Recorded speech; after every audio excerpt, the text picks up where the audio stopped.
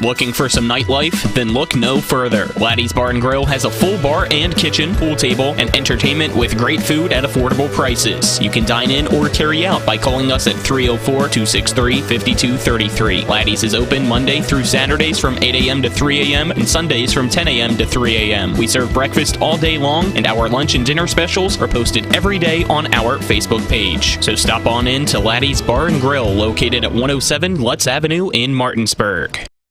With 4 new car dealerships and 4 used car dealerships in 3 states, Parsons is the largest used car and fastest growing new car dealer in the tri-state area. Take Parsons Ford with huge savings on hundreds of new Fords, financing from 0%, Parsons' goal of financing for all, and Parsons' famous above-market trade-in allowances that help make Parsons #1 for used cars too. See why so many won't buy anywhere but Parsons Ford in Martinsburg. We became #1 by making you #1 first. Parsons.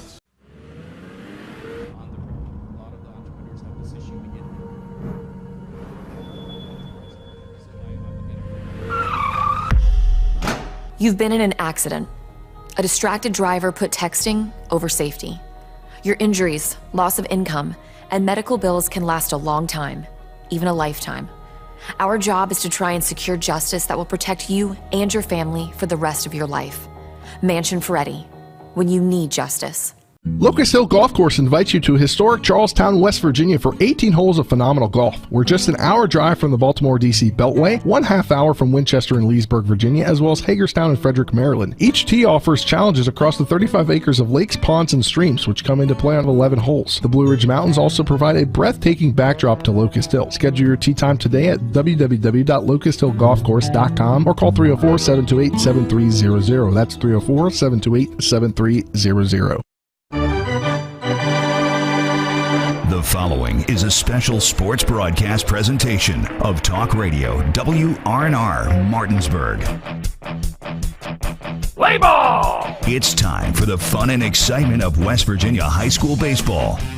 Today's game is being brought to you by Parsons Ford of Martinsburg, the Skinner Law Firm, Laddie's, Trips Flooring, Jambo Construction and Fencing, the Mirius Group of Financial Advisors, Smallwood and Small Insurance, CMA Honda of Winchester, Bechtel Jewelers, Cody's Auto Body, Rock's Local Markets, CMA Toyota Chevrolet of Martinsburg, Orsini's Home Store, Farmers and Mechanics Insurance Companies, WVU Medicine Berkeley and Jefferson Medical Centers, the Mansion Ferretti Law Firm, and by Hagerstown Ford.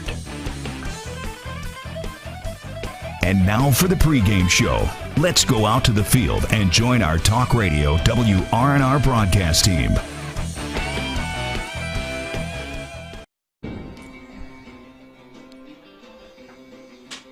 Welcome in to the countdown to first pitch here live from P.O. Faulkner Park for a Region 2 game between the homestanding Martinsburg Bulldogs and the visiting Hampshire Trojans. Spencer, we joined alongside Nick Verzolini. Happy to have you with us. Cameramen this evening are Dylan Bishop, along with John Alderton. Back in the studio is Colin McLaughlin. As we get into this one, Nick, here on the countdown to first pitch, brought to you by the Skinner Law Firm, Injury and Consumer Rights Lawyers.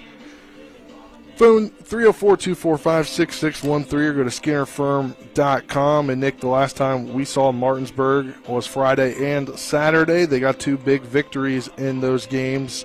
And the offense came alive as they got a 10-1 victory over Spring Mills on Friday night in a conference game, and then beat Grace Christian in the run rule fashion 13-1 on Saturday. And later on we'll hear from head coach Aaron Byler, but he likes that his team is starting to get rolling here at this time of the year. Yeah, they are getting rolling. It's not come against necessarily the top level of competition, but wins are wins. When you're a team like Martinsburg that kind of struggled down at the beach, at Myrtle Beach. I mean, they had some close losses to some good competition, but really didn't play its best baseball down there. And then you come back and you beat Washington 9-3, which is a solid win. You beat East Hardy 10-6. You split with them, who at the time maybe you thought that was a really bad loss, but East Hardy just beat Musselman, so obviously they're a quality team this year. Then you beat an EPAC team 10-1, and you beat Grace Christian 13-1. So overall, Martinsburg's starting to click a little bit. It looks like they're starting to play better baseball. You could argue that Friday's win was their best win of the season against an EPAC type team. So this is a regional game, a game that they should probably win tonight against Hampshire, but you got to like the way they've been playing, and they should get probably another win tomorrow against Berkeley Springs on paper, at least before a big one against Musselman on Friday. So, we'll see how things play out, but Martinsburg's definitely playing good baseball right now, and they need that momentum heading into what will be Musselman and then Jefferson on Monday before the end of the season. Yeah, and we're at this point in the season, a week away.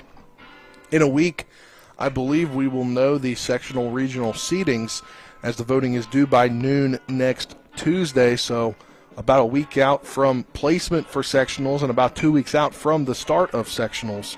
So the baseball season has come and almost gone at this point when it comes to the regular season. And, if you're looking at Martinsburg, obviously in the beginning of the year we knew they were a young team, and it seems like over the last couple of weeks, trying to get through injuries and things, they've maybe turned a little new leaf. Yeah, potentially. I mean, like we said, it wasn't a great stretch down there at Myrtle Beach, and then they came back here and they played some of their easier games, I guess. I mean, at least smaller schools here on a lot of their resume. But if you're able to you do get 2 EPAC wins during this stretch here, a win over Washington, a win over Spring Mills as well, and you have a chance for another regional win here tonight against Hampshire, which, again, on paper you're probably the favorite, but nothing is guaranteed, of course, when we have regional games. So, this is one that you could definitely use if you are Martinsburg, and it does seem like they're playing a little bit better baseball. How will they be voted on? You probably still put them as the third team in their section, but a win on Friday could potentially move them ahead of Hedgesville. I don't know. I mean, it's ahead tough. of Musselman? Right. I mean, depending on how you look at it, if you still have Musselman 1 or Hedgesville 1, I don't know. Yeah, I mean, it's kind of hard with it. It seems like right now Hedgesville's beginning to surge, and Musselman's starting to kind of go down a little bit. Musselman's on a 3-game losing streak. Yes. So they're not playing their best baseball right now, but we'll see if that turns around. Yeah, we'll see how things turn around there, but we'll take our first break here on the countdown to first pitch. When we come back, we'll have the Laddie's Bar and Grill coaches interviews. You're tuned in to the Skinner Law Firm countdown to first pitch right here on Talk Radio WRNR and TV10. Back in 2 minutes. WVU Medicine, growing to meet the needs of our community with 8 new providers who've joined our medical staffs at Berkeley Medical Center, Jefferson Medical Center, and University Healthcare Physicians. Dr. Gitanjali Sangwan, Cardiology, Physician's Assistant Jada Brown, Neurosurgery, Certified Nurse Midwife Jennifer Glorioso, and the following nurse practitioners: Desiree Wolf, Pulmonology, Pamela Campbell, Nephrology, Jennifer Colvin, Neurology, Tori Linton, Orthopedics, and Dabney Wisecarver, OBGYN. Welcome to WVU Medicine. Jambo Construction and Fencing Company, LLC, is a veteran-owned and operated company right here in the Eastern Panhandle of West Virginia that specializes in decks, fencing, and hardscaping. Find us on Facebook at Jambo Construction and Fencing to see more of the projects we've completed. For a free estimate, you can call Bo Bartley at 304-268-5452 or Jamie Gall at 304-279-5053. We are licensed and insured in the state of West Virginia, and as Martinsburg alums, we say, go Bulldogs. To get the best opportunity to be seen and recruited, join the American Legion Post 14 Hornets baseball team. Managed by Trip Tobin, Post 14 will prepare you for the next level by playing the best possible schedule, along with an experienced coaching staff and alumni coming back to help guide you through the process. Don't believe me? Ask Washington Patriot and Fairmont State commit Cam Moore. I've gotten a lot of looks with Post 14, more than any other team. It's probably been one of my favorite teams to play for. The Berkeley Post 14 Hornets are the premier Legion baseball team in the area. Before the invitations and the dress, the flowers, cake, candles, or vows, there was an answer to a question proposed with a ring. Bechtel Jewelers knows that an important part of your wedding happens before the I-dos. We're a diamond store with an engagement and bridal jewelry selection that's both exciting and accessible. On the big day, there's everything else, and there's the ring. Make sure you get this one right at Bechtel Jewelers in Inwood. Welcome back here to the countdown to first pitch, brought to you by the Skinner Law Firm as we get ever so closer to first pitch. Now it's time for the Laddie's Bar and Grill coach interviews.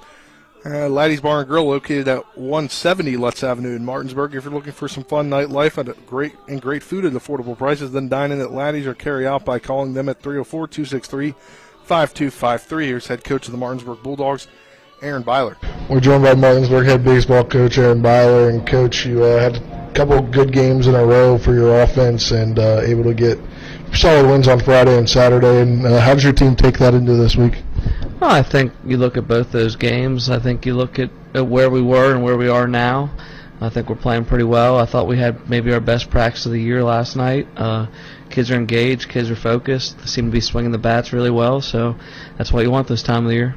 And how important is it, as you mentioned right there, that's what you want, how important is it this last week and a half or so before sectionals for them to be locked in like that? Oh, I think it's very important if we want to reach our goal, which is every year to win a sectional and a regional championship and make it to the state tournament. So, you know, it's like we tell them every day, it's on them to make that happen. I think they finally bought into that. I think they finally realized what we've been preaching to them all year about consistency and working hard and getting better every day. And baseball season goes really, really quick, so we got to make the most of it. And it's good to see them playing some good baseball right now. First game of a 3-game week for you all.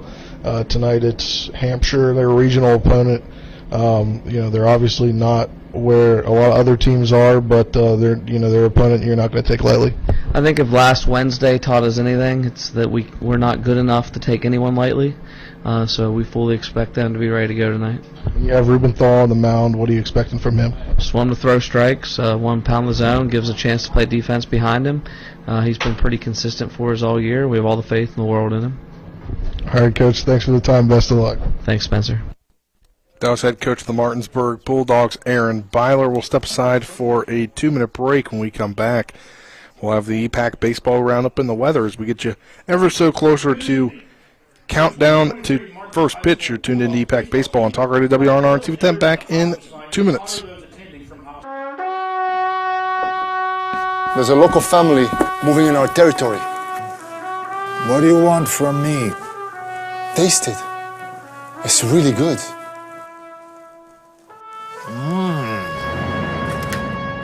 We'll go to the mattresses.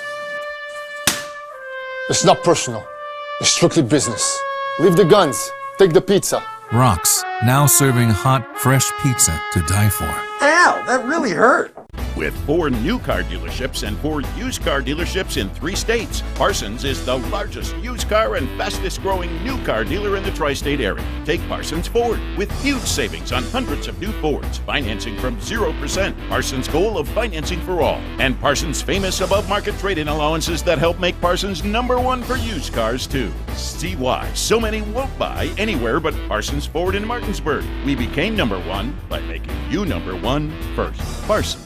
I pre-planned my funeral to make it easier on my family. They were relieved to know I'll get just what I want. My family actually thanked me for taking matters into my own hands. Turns out having this awkward conversation wasn't awkward at all. Pre-planning is my choice. There are certain things about me my family may not know. Now they won't need to guess. The choices are yours. The peace of mind is theirs. Pre-plan your funeral with Brown Funeral Homes and everything will be taken care of. Find out more online at brownfuneralhomeswv.com. Brown Funeral Homes, here for you. Hi, Crescia Hornby here. Larry DeMarco, broker of Modern Realty Results, believes he has some of the best real estate agents in the Eastern Panhandle. Agents at Modern Realty Results have years of experience and knowledge of the local real estate market. Agents within the office work as a team to provide quality customer service. We strive to always ensure client satisfaction through handling every transaction with honesty and integrity, all while offering competitive rates. Modern Realty Results is veteran-owned and managed. Please call us at 262-4222, modernrealtyresults.com. Welcome back here to P.O. Faulkner Park as we get you set for first pitch between Martinsburg and Hampshire as they're celebrating hospice night here at the park. It's now time for the EPAC Baseball Roundup. Brought to you by Jambo Construction and Fencing, LLC, a veteran-owned company that specializes in decks, fencing, and hardscaping. For a free estimate, you can call Bo Bartley at 304-268-5452. Nick, you got the EPAC Baseball Roundup for me. I think there's a game already underway. Yeah, we got several games going on here tonight. First off, we got Jefferson traveling to Musselman. That's a big game going on here tonight. Hedgesville playing East Hardy at East Hardy, and Washington You have the Spring Mills. You have the scores for that yet? For the Washington East Hardy game?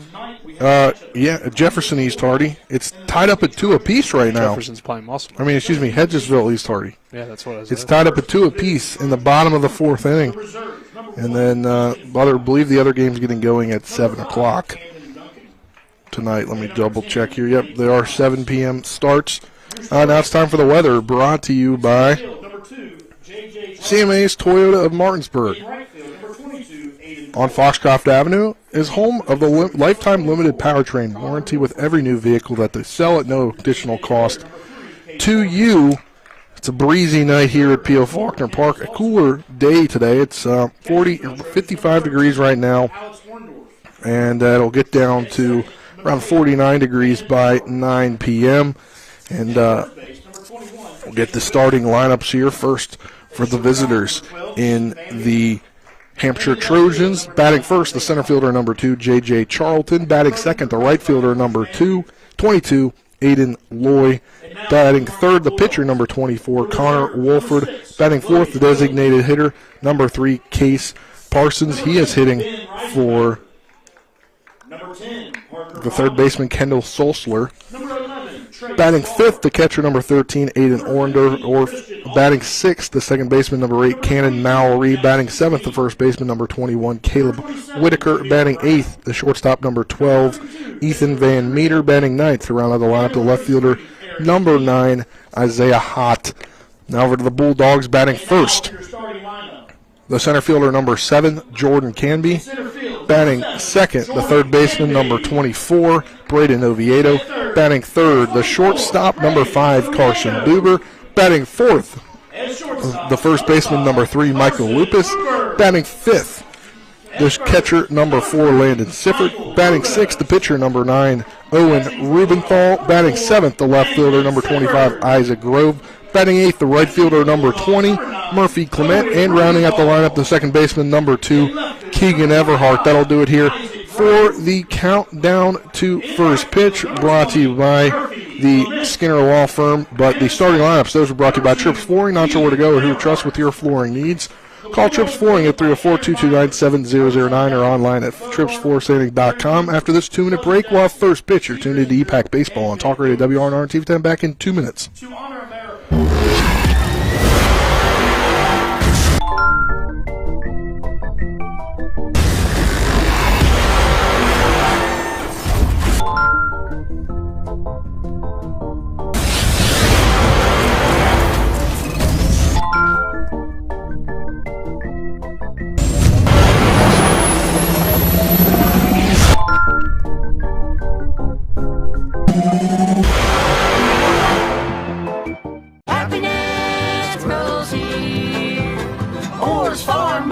Spring has sprung. Time to head to Orr's Farm Market to find your flowers, veggie plants, bagged mulches, and potting soil. Visit our bakery counter to try our new homemade quiches, pepperoni rolls, and don't forget our pie flavor of the month for April, Boston cream pie. We have West Virginia food products, local coffee, honey, maple syrup, dairy, and meat. We have 25 new Orr's jam and salsa flavors for you to try. Check us out at orrsfarmmarket.com, and remember, Orr's Farm Market, happiness grows here. This is Eric at Hagerstown Ford. Over the last decade, the way we buy things have evolved. Now, you get on your phone, click Want It, and it shows up at your front door. At Hagerstown Ford, it is that convenient. We've changed the car buying experience on the I-81 corridor forever. And with a return policy better than Walmart, there's absolutely no reason to buy a new or used car, truck, or SUV anywhere else. Just like Amazon, Hagerstown Ford will deliver the vehicle to you, where you are, and on your time. And if you don't want it, return it. No questions asked. Why waste your time at a car dealership playing the dumb back-and-forth games? Besides, we hate it more than you do. I assure you, no dealership from Winchester, Virginia to Washington, D.C. will beat our price. No dealership from Chambersburg, Pennsylvania to Baltimore, Maryland will beat our price. And no other dealership will allow you to return it if you don't want it.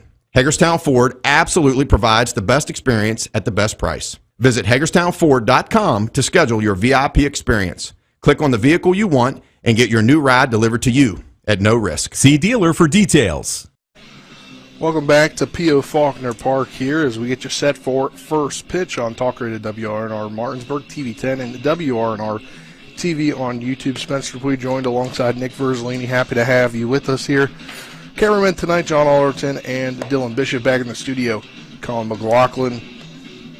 Opening pitch, first pitch brought to you by CMA Chevy of Martinsburg on Foxcroft Avenue. Go there, make your way there today for quality vehicles, a friendly team, and professional service at every step of the way. Chevy, find new roads. For Martinsburg, it's Owen Rubenthal on the mound this year. In 15 1/3 innings, he's 0-1 on the season, a 3.65 ERA, 19 hits, 9 runs, 8 earned, 13 strikeouts to 9 walks. And Nick, we haven't seen a lot of Owen Rubenthal on the season, but he's had some good spurts when he's been able to play. There's definitely a lot of things to like about the left-hander, Owen Rubenthal. Not only what he's done on the mound, but he's been pretty solid at the plate this year as well. And, he stepped up for this team quite a bit. He's been a big contributor. And, with the injuries they have in terms of pitching, they need him to be really their third guy. 'Cause they've got Ben Reisenweber down. They got Jameer Brown out with an injury. So, I think Owen has pitched into this role anyway, but with the injuries, it makes it even more important for him to be a big part of this team. Stepping up to the plate for the Trojans, the center fielder number 2, J.J. Charlton, hitting .386 on the season with a homer and 8 RBIs. First pitch into him outside for ball 1 at 6:59 p.m.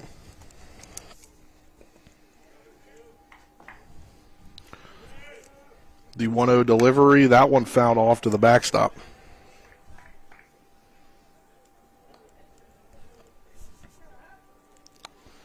Yeah, Rubenthal, left-hander, so anytime you're facing a guy that throws on the left side, it usually throws off young hitters. 1-1 delivery, high and outside for ball 2. We've seen how effective Riley Morgan's been for Jefferson this year. He's just one of the many examples of a lefty being difficult to hit. That one hit on a line to right center field, and it's going to drop for at least a single. Rounding first is Charlton, and a good throw into second's not in time, as it'll be a lead-off double for J.J. Charlton to get things started here, is moving his .386 batting average up a notch. Yeah, that was a well-hit ball. Definitely a pretty close play there at second base, but Charlton was able to avoid the tag and slide in there safely. So good piece of hitting and a great start for Hampshire already with a runner in scoring position. Can they take advantage of it? Due up is Loy, Aiden Loy, the right fielder. He bunts. Rubenthal picks it up, and they throw over to the runner at second. They're getting in a run down here, and they're throwing it back and forth here, and they're going to get him out as they tag him. Nobody cover first, but the runner gets back in time, so fielder's choice there as they finally get him out. Yeah, get off the lead runner on the bunt. Obviously, you bunt to try to get the guy to third. I don't know first inning if I'm necessarily doing that if I'm Hampshire, because, I'm at my number 2 hitter. I got to have confidence that, he can drive in that run from second. Maybe he bunts for a base hit, and then you got runners on the corners and nobody out, but obviously, Martinsburg kind of caught the runner there in a pickle out there between second and third. Yeah, first pitch now into the pitcher, Connor Wolford. He gets hitting .480 on the season with a homer and 13 RBIs to lead the team. Throw over, back in time is Loy.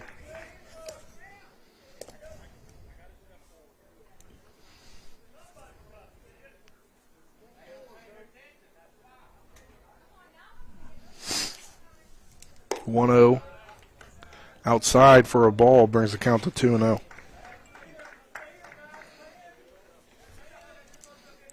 Obviously, Rubenthal, kind of hard to stay in the zone here early, Nick.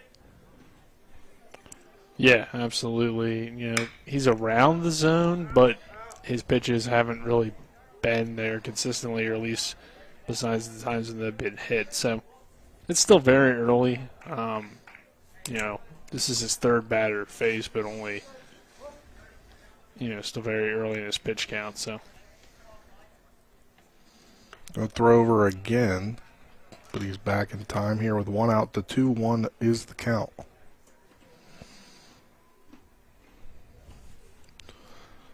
One on, 1 out. That one hit on a line, but it's going to go foul down the right field line.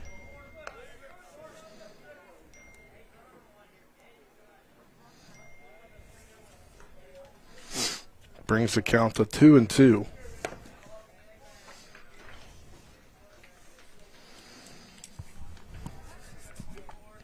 One out, one runner on. 2 balls and 2 strikes here on the pitcher, Wolford.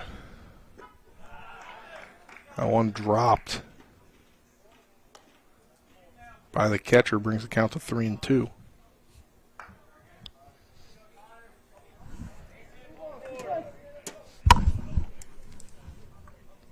Three-two delivery. That one fouled off as the runner was going at first. The at-bat will continue for the pitcher. He's hitting .480 on the season. Leading the team in RBIs with 13, tied for the lead in home runs with Charlton. 3-2 delivery, back up the middle, goes right to Rubenthal. Rubenthal's going to throw it to first for out number 2 as Loy will advance to second. Yeah, I mean, you got to be kind of disappointed so far with this first inning if you're Hampshire because of the fact that you had a leadoff double and now 2 outs and a guy on second opposed to maybe a run coming in at some point or being able to advance that runner to third. With 2 outs now, due up is the designated hitter Case Parsons, hitting 174 with 2 RBIs on the season. One in the dirt, but it goes and stays in front and pops out between the pitcher's mound and home plate, so staying back was Loy.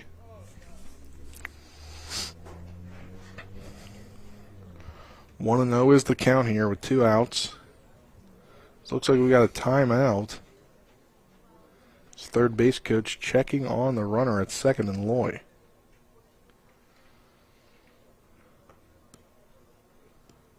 Not too sure what's going on there, Nick. Yeah, I don't know.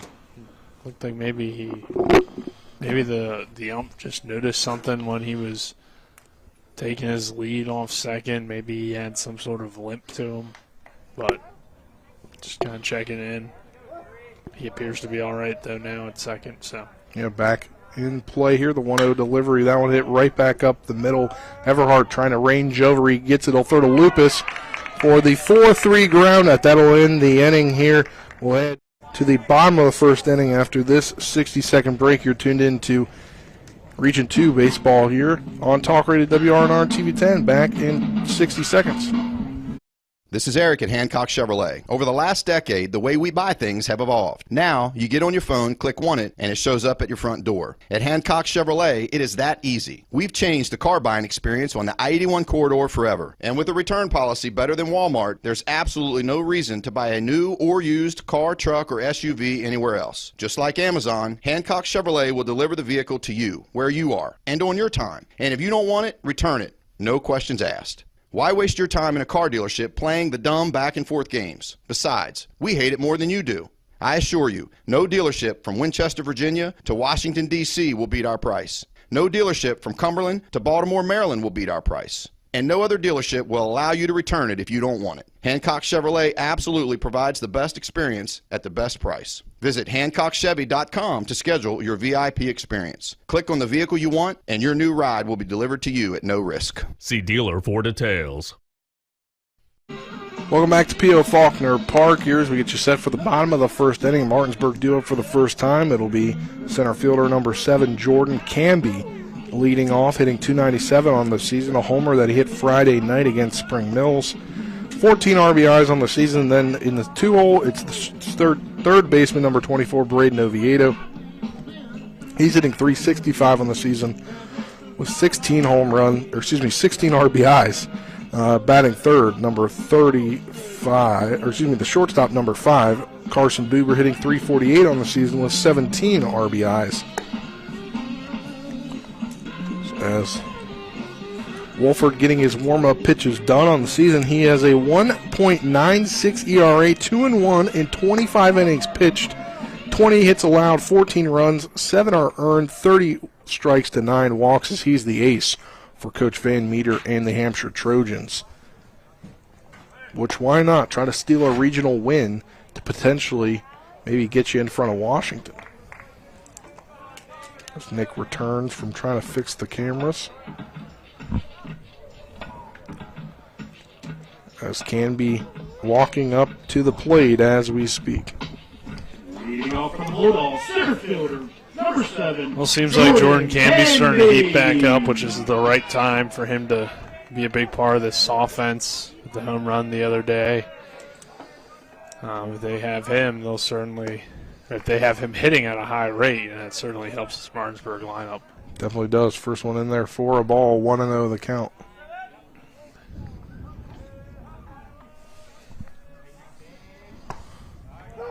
That pitch catches the zone to even things up here at 1-1.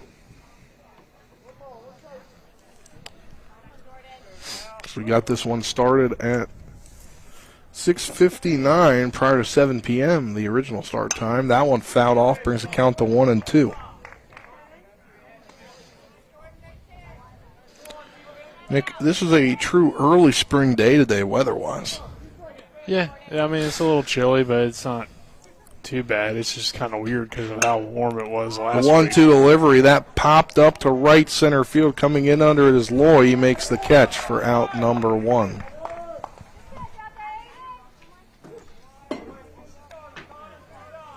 Bringing up Braden Oviedo, who would say number of plate appearances leads this team in average with 365, Nick. Yeah, he's been a really good player for Martinsburg in just his sophomore season. You know, last year we didn't get to see him hit a whole lot at the varsity level, but if you watched any of the JV games, he was clearly one of the best players at the JV level a year ago, and he's done that at the varsity side. On a line to Van Meter. Van Meter picks it up, and he sails that one near and hits the first base dugout. I don't know how you count that, how you score that one, because Oviedo almost ran it out. I feel like it will probably be a throwing error, but it's definitely would have been a close play if the throw was online, though I think they might have got him by a step. Yeah, I mean, it was going to be close. Carson Buber. Carson Buber due up to the plate with one runner on. He's hitting 348 on the season, 17 ribbies for him with one out. They rule that an error.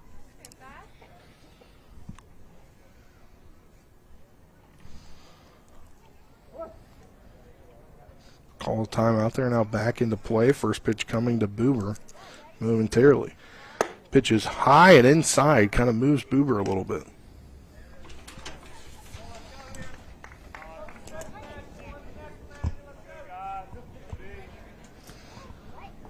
Wolford's been, their leading starter so far this year. Try to throw over, the ball kind of gets away, but not too far away.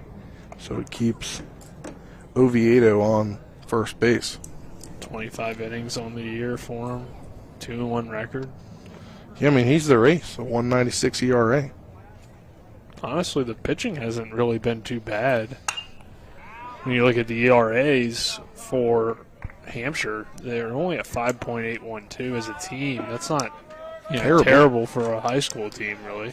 And they have a few guys, they have 3 pitchers below a 3. So, I mean, seems like maybe a lot of field errors that cause those runs. Yeah.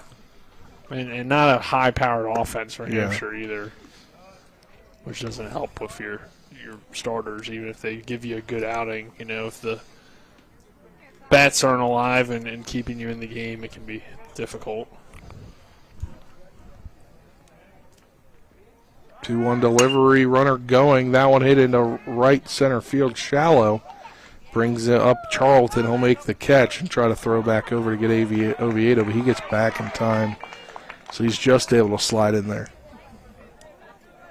So that was a hard-hit ball, but kind of slowed up. Yeah, it looked like it had a little bit more carry, but the wind's kind of blowing in, so that might have affected it a little bit. Yeah. Due up is the first baseman, Michael Lupus, number 3, hitting .312 on this season with 2 homers to lead the team and 22 RBIs, which also leads the team. Try to throw over, they fake it. They just said he balked. Balk moves the runner over to second on the fake out. Kind of backfired on the pitcher. Yeah, but, I mean, he really has no reason to worry too much about the runner with 2 outs. And now he's in scoring position. You definitely can't, afford a balk or a throw over that ends up in center field. First pitch to Mike Lupus is high and inside for ball 1.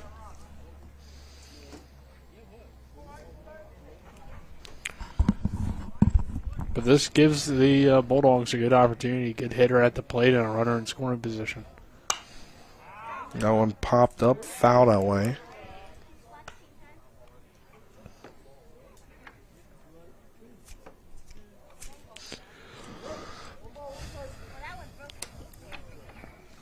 One and one is the count, 2 outs. A runner on second in the scoring position. Wolford nearly deals and delivers, but a time is called.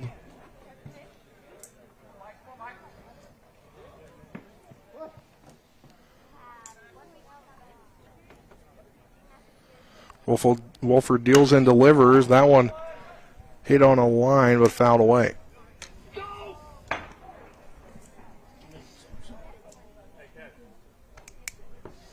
One and two is the count here, 2 outs.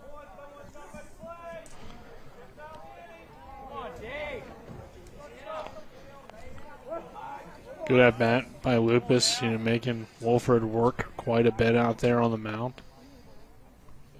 1-2 delivery. That one fouled down the line.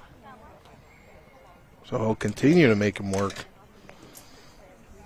And you need that early in the game, especially against a quality pitcher. And Wolford, he's been, like we said, the ace for this Hampshire team, so he's not going to make it easy on you.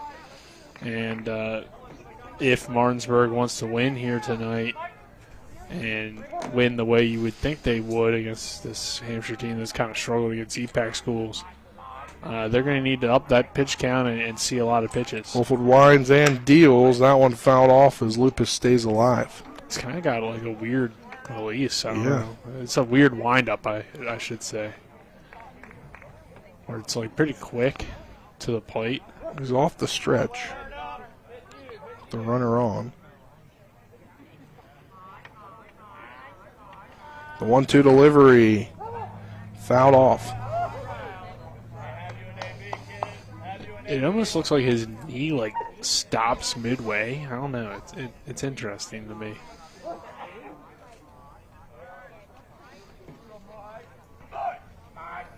But it's effective.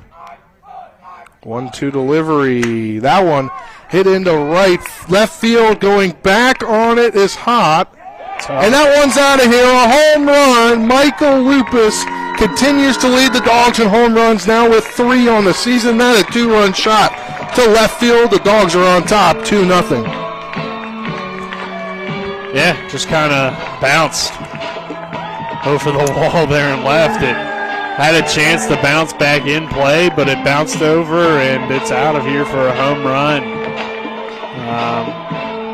Right when, it seemed like Wolford was getting through this inning. I mean, only one of those runs would be earned because of the error by the defense, but Lupus just timed up that kind of funky leg kick, or I guess quick kick type motion from the pitcher, Wolford, and he's done what he's been able to do this year at times and hit his 3rd homer of the season and, fouled off a ton of pitches, so just great at bat. Yeah, 2 up now, the catcher, Landon Sifford. He's hitting 275 on the year, tied with Buber for the second most RBIs on the team with 17. First pitch into the catcher, he fouls that one off onto Prather, Charlotte Prather Park. 2 outs, but Martinsburg now up 2-0 after a 2-run shot to left field for Michael Lupus. The 0-1 delivery low and outside for ball 1. And we'll see Michael Lupus this summer with the Berkeley Post 14 Hornets. Lupus, who is uncommitted going into college, could definitely use that home run power this summer. Yeah. The 1-1 delivery low, ball 2. I mean, he's just had a really good season for Martinsburg, and that will certainly help his recruiting as well. But, Legion's when you can kind of separate yourself. That one fouled down the third baseline, but remains foul. We'll see Landon Sifford and Carson Buber as well. Those are and Jordan Canby. Yes. Those are the 4 Martinsburg members of the Hornets this year. I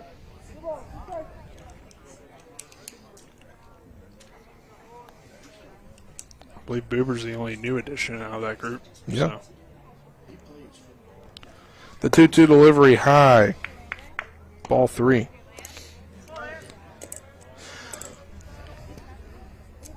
Like we said, it was a pretty young post-14 team from last year. A lot of guys coming back. Yeah.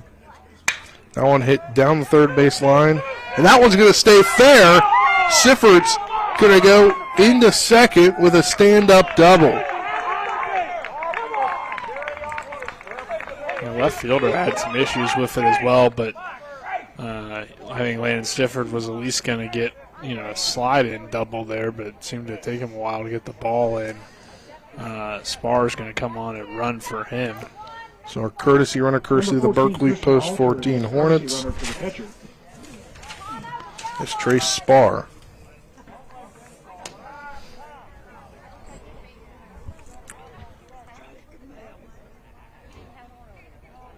No, the pitcher Rupenthal's going to hit. So Martinsburg's continue to extend this inning and see more pitches and put the pressure on the Hampshire defense. I want high and outside for ball 1. And I think that's the biggest thing is, we saw that error when Oviedo was trying to run out the ball. That just continues to put more pressure. The 1-0 delivery.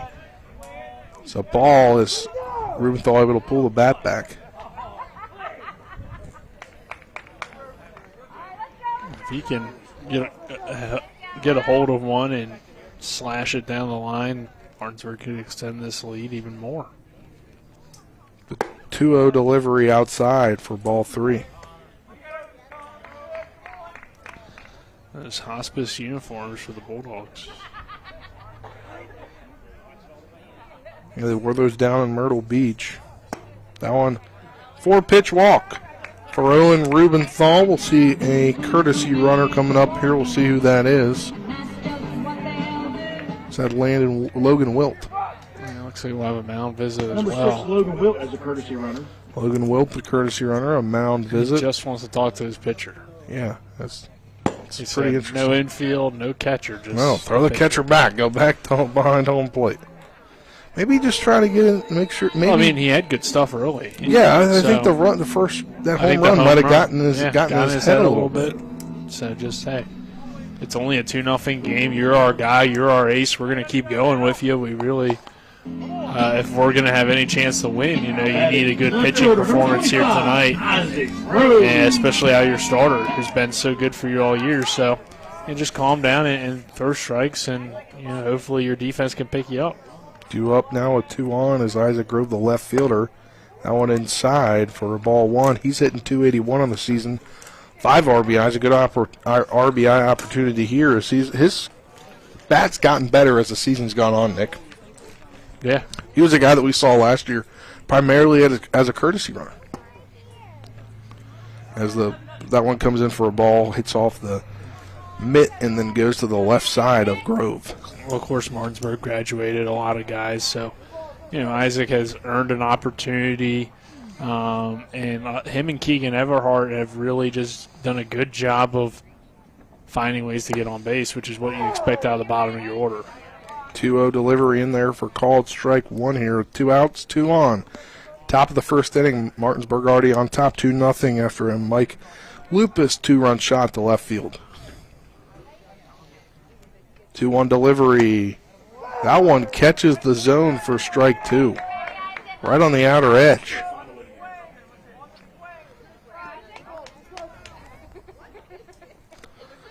Two-two's the count here. Wolford winds and delivers. That one swung on and missed. Ball is dropped. They're going to throw down to first base, and that's it.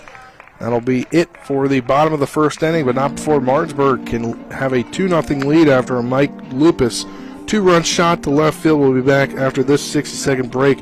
For the top of the second inning, you're tuned in to West Virginia High School Baseball on Talk Radio WRNR and TV 10 back in 2 minutes, or 1 minute.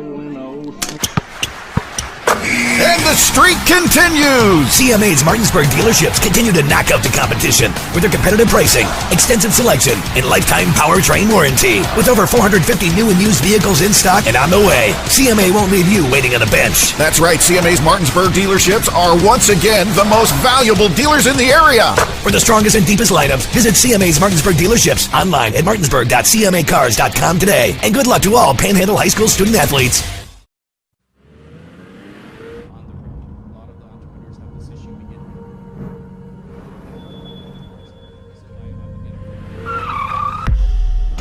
You've been in an accident. A distracted driver put texting over safety. Your injuries, loss of income, and medical bills can last a long time, even a lifetime. Our job is to try and secure justice that will protect you and your family for the rest of your life. Mansion Ferretti, when you need justice. John Allerton, Dylan Bishop back in the studio is Colin McLaughlin here, top of the second inning. For the Trojans, the catcher, number 13, Alex Orndorff.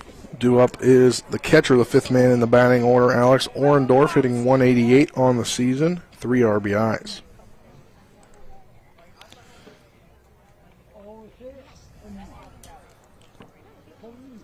So after an opportunity for Hampshire in that first inning, you had the leadoff double. You tried to lay down a bunt, but yet caught in a rundown. That one hit on a line to the left fielder, Isaac Grove, and he makes the catch for out number 1. 1 pitch, 1 out. So you had some momentum early there, Spencer, but they really just couldn't capitalize on it. Yeah, they could not whatsoever capitalize on it. Now, Cannon Mallory due up, hitting .351 on the season with 7 RBIs.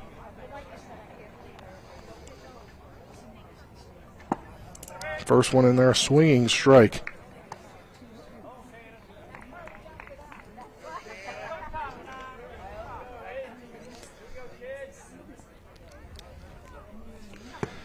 Second pitch in there for a ball brings the count to 1-1.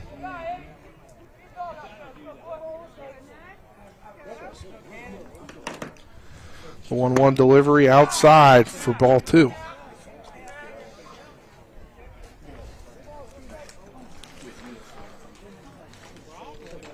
The 2-1 delivery swung on and missed for strike 2.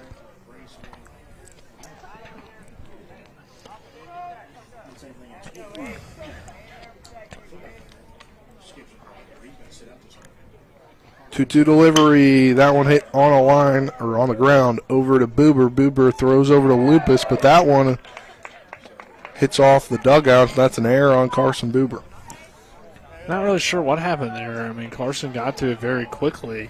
Had some time, but I think for whatever reason he lost it on the transition and just slipped out of his hand, and he threw kind of a bouncer toward first base. So tough error there because Rubenthal was certainly looking good in his first 2 batters, but now he's got to deal for a runner on first. Runner on first now due up Caleb Whitaker, first baseman, hitting 7.071 on the season with 5 RBIs. First one fouled off, 0-1 the count. Yeah, a lot of this Hampshire offense has struggled to find consistency at the plate. That one catches the zone for strike 2 as Rubenthal ahead 0-2. I mean, they have a few guys toward the top that are swinging hot bats, but the middle and the bottom has kind of struggled to find much success. Throw over to Mallory on first, but he gets back in time.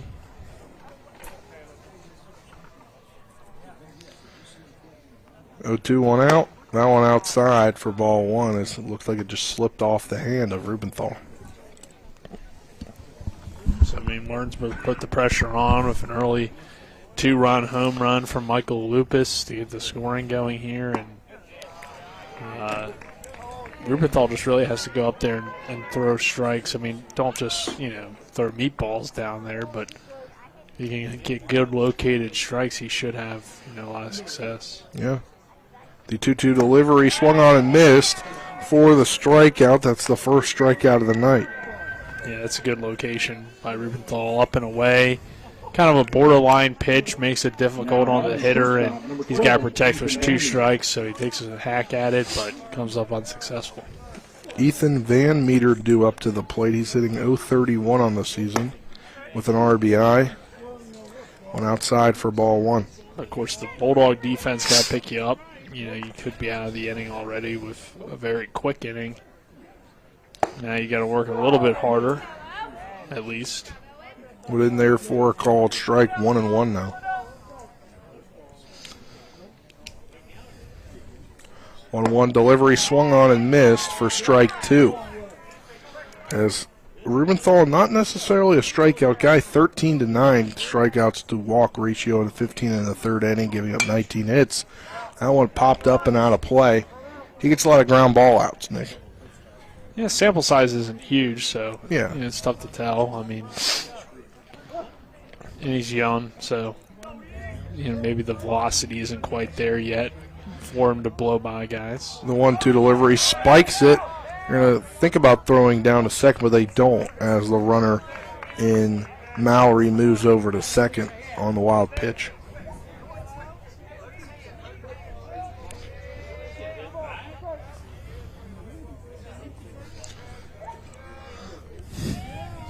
Two-two delivery.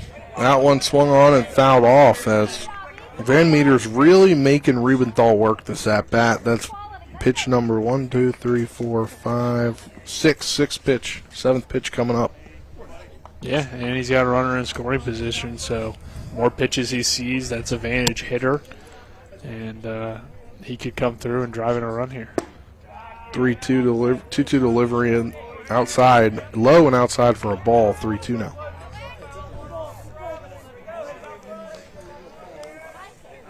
Three-two delivery. That one foul tipped, fouled off. Martinsburg as a whole isn't a team with a ton of strikeouts necessarily, or at least big-time strikeout velocity guys like they had last year with Caleb Edwards and Isaiah Morris. And Isaiah Morris, guys that could really throw it by you. The full count delivery, that one swung on, hit into foul territory and out of play. This group definitely younger, so not as experienced, not just not as big kids, so they don't throw it quite as hard. I mean, Buber's seen quite a increase in his velocity, but they're good at locating, and their defense has been good. 3-2 delivery low and out inside for ball 4. Walks the man in Van Meter. 2 on with 2 outs now at the bottom of the order. Isaiah Hott hitting 111 on the season with 3 RBIs. A big RBI opportunity here for Hott. That one in there for called strike 1.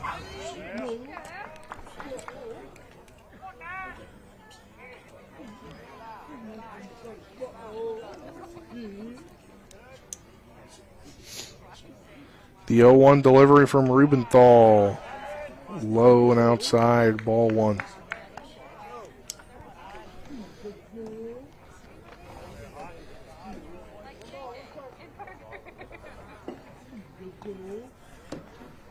One delivery swung on and missed for strike 2 as Rubenthal gets ahead here. 1-2. Trying to get out of this Jambo jam. Yeah, this would be about his 39th pitch. That one swung on and missed for strikeout number 2, and that'll end the inning.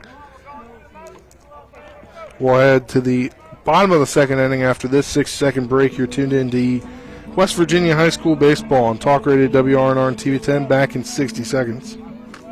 Providing reliable protection since 1877, we are Farmers and Mechanics Insurance Companies. From small beginnings and over a century later, we maintain our dedication to our policyholders to provide dependable insurance protection and excellent customer service. Protecting everything from your home to your business has never been easier. Our team is here to ensure that you, your family, and your assets are taken care of. We enjoy giving back and doing our part to keep Martinsburg a great place to be. With 4 new car dealerships and 4 used car dealerships in 3 states, Parsons is the largest used car and fastest growing new car dealer in the tri-state area. Take Parsons Ford with huge savings on hundreds of new Fords, financing from 0%, Parsons' goal of financing for all, and Parsons' famous above-market trade-in allowances that help make Parsons #1 for used cars too. See why so many won't buy anywhere but Parsons Ford in Martinsburg. We became #1 by making you #1 first. Parsons. Welcome back here to P.O. Faulkner Park. Bottom of the second inning, do it for Martinsburg, Clement, Everhart, and Canby. As Washington on top of Spring Mills in an EPAC game, 1-0. So it was an RBI single from Michael Poltar to score Colin Reed. Jefferson on top of Musselman, 1-0 in another EPAC game. As it loads up over here, they scored one in the top of the second. It was a RBI ground out by Daquan Shipe, scoring Ryan Kelly. Riley Morgan, 3 strikeouts through 1 2/3 innings. And then Hedgesville on top of East Hardy, 4-2 last check over there. Due up Murphy Clement hitting .360 on the season with 8 RBIs. First pitch in there is a called strike 1.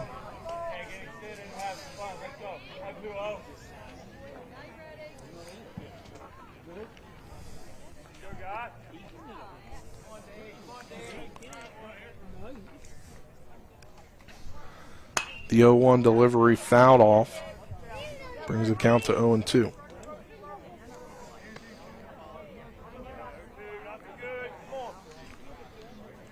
Murphy Clement, who kind of didn't get that start in that first part of the Hedgesville game that was postponed. Yeah, he didn't hit, though. Yeah, he did not hit. That one, a strikeout for Murphy Clement, a rare strikeout. But then he kind of didn't really get a lot of run in the games, and then over the last couple of weeks he's been in a lot. Well, I think it started with that Kaiser game. Yeah. He came out and he had 5 RBIs, got a start in a doubleheader in a game where, Martinsburg's probably looking at it as, hey, this is an opportunity to get some guys in. And, they knew, too. I mean, they had really 4 or 5 guys fighting for 2 spots in those corner outfield positions, and really him and Grove and Clement have really separated themselves and have continued to contribute in different ways for this lineup. Keegan Everhart up now, hitting .294 with 4 RBIs, ball 1, and then ball 2. So 2-0 is the count. Murphy is just, a tremendous athlete, so called strike 1. You can't be really too surprised that he has solidified himself as a big part of this team. But Keegan Everhart's another one of those guys. 2-1 delivery. That one hit and over to the third baseman. Sussler, he'll throw over to first to complete out number 2. On the 5-3 ground out. And Murphy, only a junior, so he'll be back next year if he chooses to continue with baseball, which, we expect him to have committed Division I for football by that point. Right, but you might as well. Yeah. I never really we saw Hudson understood any Clement reason do the not same to thing. Play out your final high school baseball season. I mean, sure, you risk injury, but you could get injured doing anything. So that one hit into foul territory. Drops right near the foul territory line.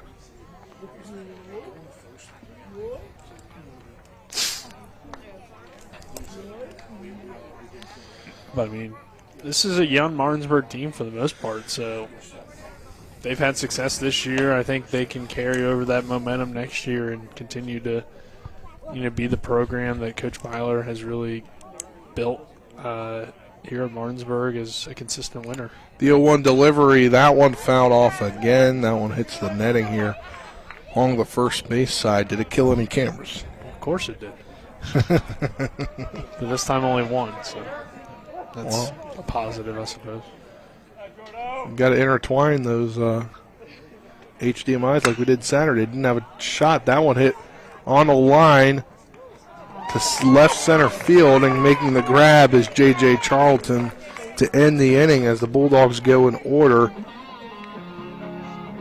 We'll step aside for a 60-second break. We'll come back. We'll at the top of the third inning. You're tuned into EPAC Baseball on Talk Radio WRNR and TV10. Back in 60 seconds. Happiness grows here. Orr's Farm Market. Spring has sprung. Time to head to Orr's Farm Market to find your flowers, veggie plants, bagged mulches, and potting soil. Visit our bakery counter to try our new homemade quiches, pepperoni rolls, and don't forget our pie flavor of the month for April, Boston cream pie. We have West Virginia food products, local coffee, honey, maple syrup, dairy, and meat. We have 25 new Orr's jam and salsa flavors for you to try. Check us out at orrsfarmmarket.com, and remember, Orr's Farm Market, happiness grows here. Jambo Construction and Fencing Company, LLC, is a veteran-owned and operated company right here in the Eastern Panhandle of West Virginia that specializes in decks, fencing, and hardscaping. Find us on Facebook at Jambo Construction and Fencing to see more of the projects we've completed. For a free estimate, you can call Bo Bartley at 304-268-5452 or Jamie Gall at 304-279-5053. We are licensed and insured in the state of West Virginia, and as Martinsburg alums, we say, Go Bulldogs.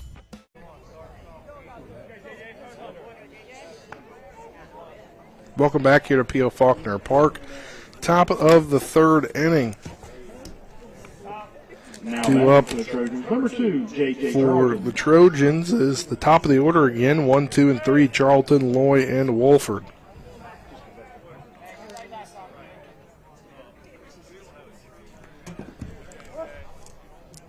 Charlton led off with a double to lead things off here in this ball game. First pitch is outside. Doesn't curve, doesn't slide back in.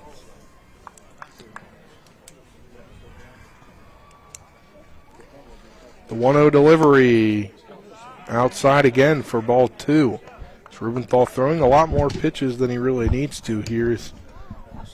Can't quite get that corner that he wants to get. The 2-0 delivery, that one catches the corner for a called strike 1. It's 2-1 now. I mean, he wants to be careful here. I mean, yeah. JJ did hit a double off of him to lead things off. 2-1, fouled off, brings the count to 2-2.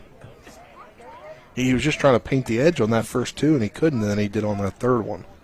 Yeah, and he's worked back even now, so see who wins this battle this time.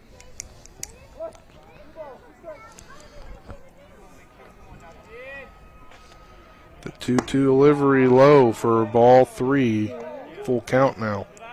That's been a spot that he's been trying to hit quite a bit. I mean, as we know, if you're able to hit that inside corner, it's such a difficult pitch to hit. 3-2 delivery low for ball 4. He tries to come back to it there, and it just doesn't stay up for him. I mean, that's really tough for a lefty, too, to come from one side of the plate to the other. You don't see too many lefty hitters at the high school level, at least around here. Yeah.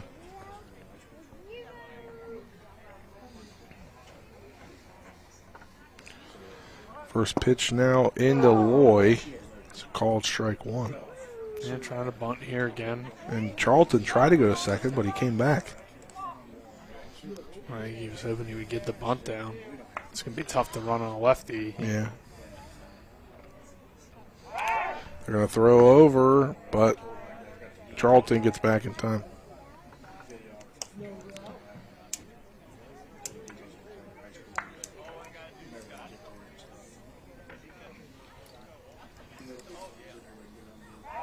Throw over again as Charlton gets back in time.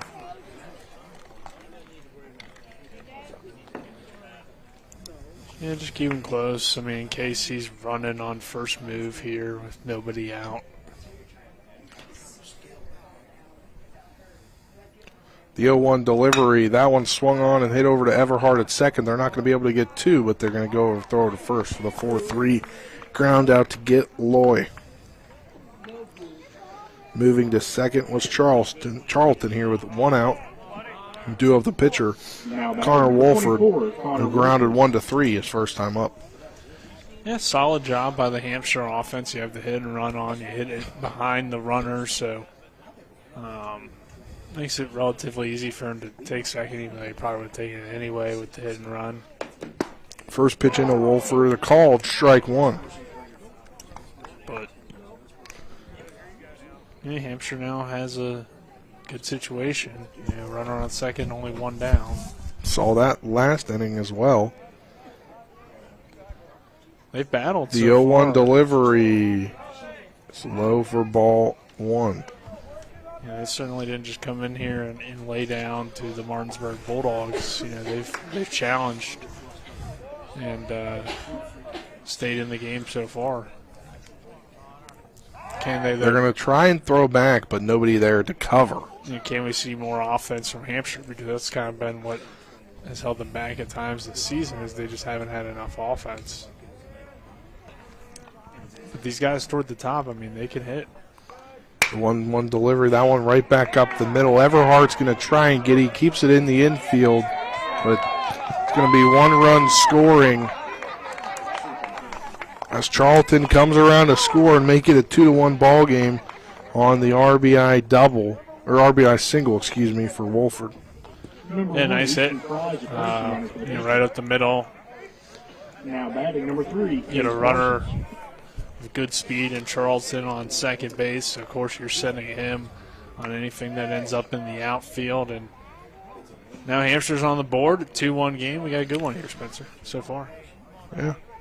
2 up now. Parsons grounded out 4-3 his last time up. First pitch in there for a ball. You would think this would be maybe you might see Alter coming in this game, maybe Parker Robinson, guys like that here. As tomorrow for senior night, I believe it'll be Mike Lupus on the mound. And then makes a lot of sense. That would set up Carson Buber for Friday. The 1-0 delivery high for ball 2.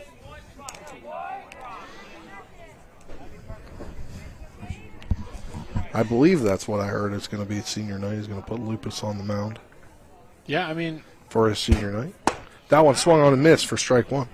It's tough because, of course, Martinsburg's had so many injuries, so trying to figure out their pitching really isn't that difficult, but also no, but then you're going how deep do you want to use a guy like Yeah. Rupenthal in this game, and do you want to maybe save your relievers if you can?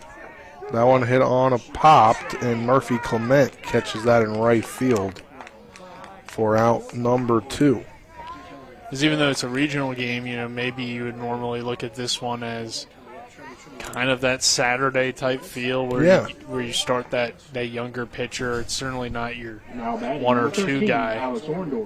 But when you've already lost 2 pitchers due to injury and you got some big games coming up later in the week, I don't know how much you can use other guys. That one hit on the line to left field between the 5-6 hole, and that's a clean single for Alex Orendorf. Meanwhile, Hampshire's starting to put some offense together, so looks like we're going to have a courtesy runner potentially.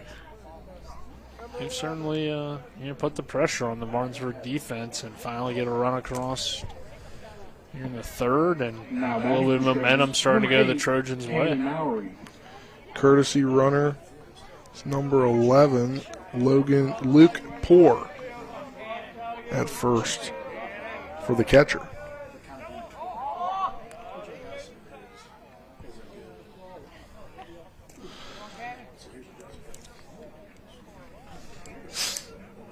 Two outs, 2 on as Rubenthal trying to get out of a jam once again.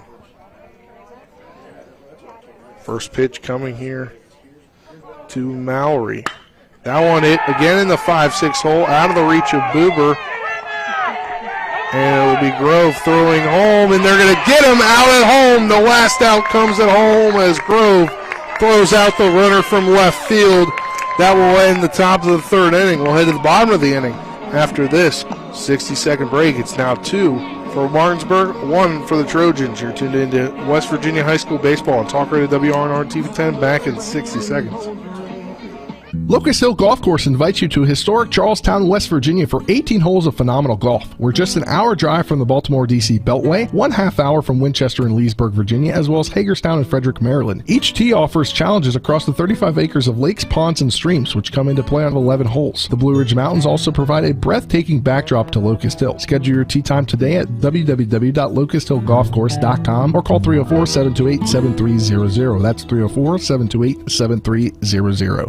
Not sure where to go or who to trust with your flooring project? And start with Trips Flooring, proudly serving the area for more than 25 years, specializing in floor sanding and refinishing, along with installation of new flooring, including hardwood, tile, vinyl, laminate, carpet, and the hottest trend in flooring, luxury vinyl, tile, and luxury vinyl plank. Are you on a budget? Check out their warehouse, cash and carry, or call 304-229-7009, or visit them online at tripsfloorsanding.com. Welcome back to P.O. Faulkner Park. Spencer Dupuy, Nick Verzolini, happy to have you with us. Bottom three, Bulldogs due up. It's 2, 3, and 4, Oviedo, Buber, and Lupus. Oviedo reached on an air and came around to score on the Lupus home run. Yeah, great play by Isaac Grove and left to get that out, prevent this from being a tied game. You know, the runner probably should have slid, but I think he would have been out potentially anyway. It was a good throw and a good tag and positioning by Landon Sifford. Now batting for the Bulldogs, number 44, to Braden Oviedo. Yeah, help the Bulldogs get out of this inning, or get out of that last half inning and still have the lead. Yeah. Oviedo due up. As we mentioned, he nearly beat out a ball that ended up being an error. But the Trojans got to have a little bit more confidence. They started to get to Owen Rubenthal, and you got your ace on the mound. I know he's had his issues at times, but for the most part, he's been solid. Besides that home run given up. First pitch into Oviedo is a called strike one. So can he find it back out there on the mound and keep Hampshire in this ball game? Will be obviously important for them to get a win potentially. 0-1 delivery, that hit on into center field as it turns around Charlton, but he ends up making the catch for out number one. One pitch, one out on the F8.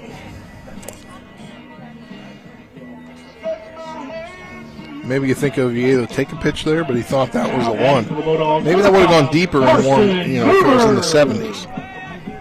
Yeah, I mean, it wasn't a bad pitch to swing at. I mean, obviously, you like your guy in the leadoff spot to take a few before taking a hack at it, but Oviedo's been swinging a good bat, so if he sees one he likes, I think Coach Byler will give him the green light most of the time. I mean, this has definitely been an interesting start. Hampshire's out-hit Martinsburg. Martinsburg just has that home run. That's obviously the difference right now. Yeah, first pitch into Boober's a ball, second one a ball as well. 2-0 the count on Carson Buber, who flew out to center field his last time up. That one down the line, left field line, but it goes out by just before the third base. It could have been trouble if that goes fair, but just goes foul down that third base line to put the count at 2 balls and a strike. 2-1.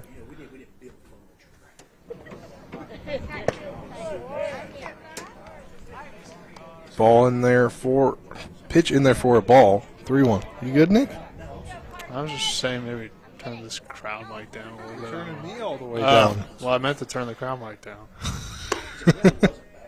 Gotta have that natural feel, Nick. I was just hearing somebody talk, and it was kind of getting on my nerves. And it wasn't you. All right, well. Normally that would be the thing getting on my nerves. But. Wow, okay. Buber takes the walk. Now batting number 3, Michael Lupus up now. He had a 2-run shot to left field that bounced off the fence and out his last time up. Now he's got 3 homers on the season and 24 ribbies. That first pitch in him is outside and low for ball 1.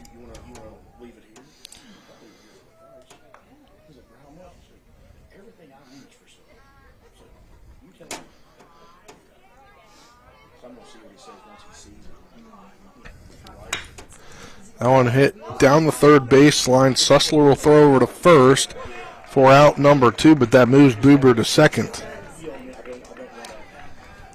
Yeah, so good, productive at bat. Not the at bat you necessarily want, but you get the runner over to second. Landon Sifford he was able to get on a really well-hit ball earlier. So if he can continue his success from earlier, you could extend that lead if you're the Bulldogs here, and you definitely would want to do that with Hampshire starting to get some momentum last inning. Sifford due up. That one swung on. Hit along the line out there, but nobody able to grab it as Loy runs into the fence. Just the first baseman and right fielder converging, and nobody could get a track on it. Yeah, tough to get that play for both guys. Right fielders playing pretty much right center. And, there's a lot of room over there down the first baseline in foul territory. So it's a pretty long run for the right fielder. And for the first baseman, he's obviously going back. That one hit on a line to left field. That's going to drop. Coming around to score is Carson Buber. It's 3-1 Bulldogs as Sifford comes in or rolls into second on the throw. So an RBI for Landon Sifford makes it 3-1 Martinsburg.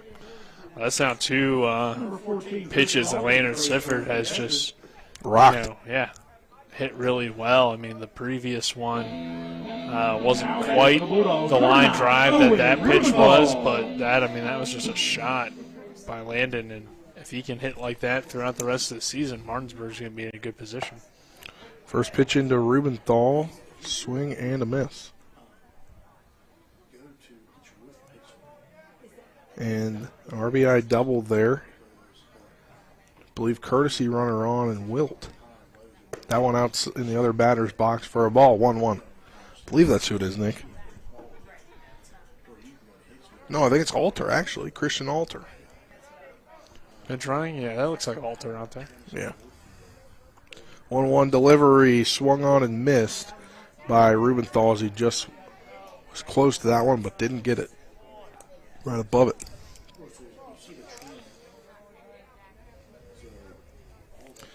Rubenthal walked his last time up before a strikeout by Grove ended the inning. That one swung on and missed, and that will end the inning on the strikeout, but not before Martinsburg can get a run back. It's now 3-1. We'll head to the top of the fourth inning. After this 60-second break, you're tuned in to West Virginia High School Baseball on Talk Radio WRNR and TV 10. Back in 60 seconds.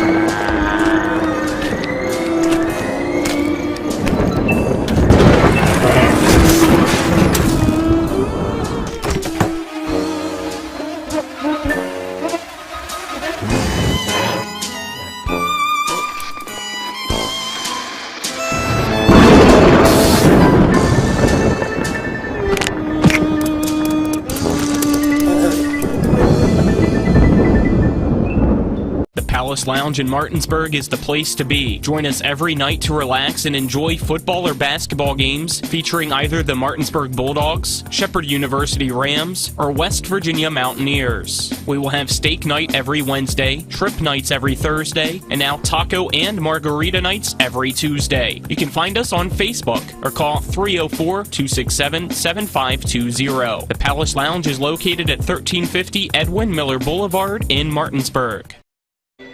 Welcome back to P.O. Faulkner Park here. Top of the fourth inning, due up for Hampshire, Whitaker, Van Meter, and Hott. 7, 8, 9 batters.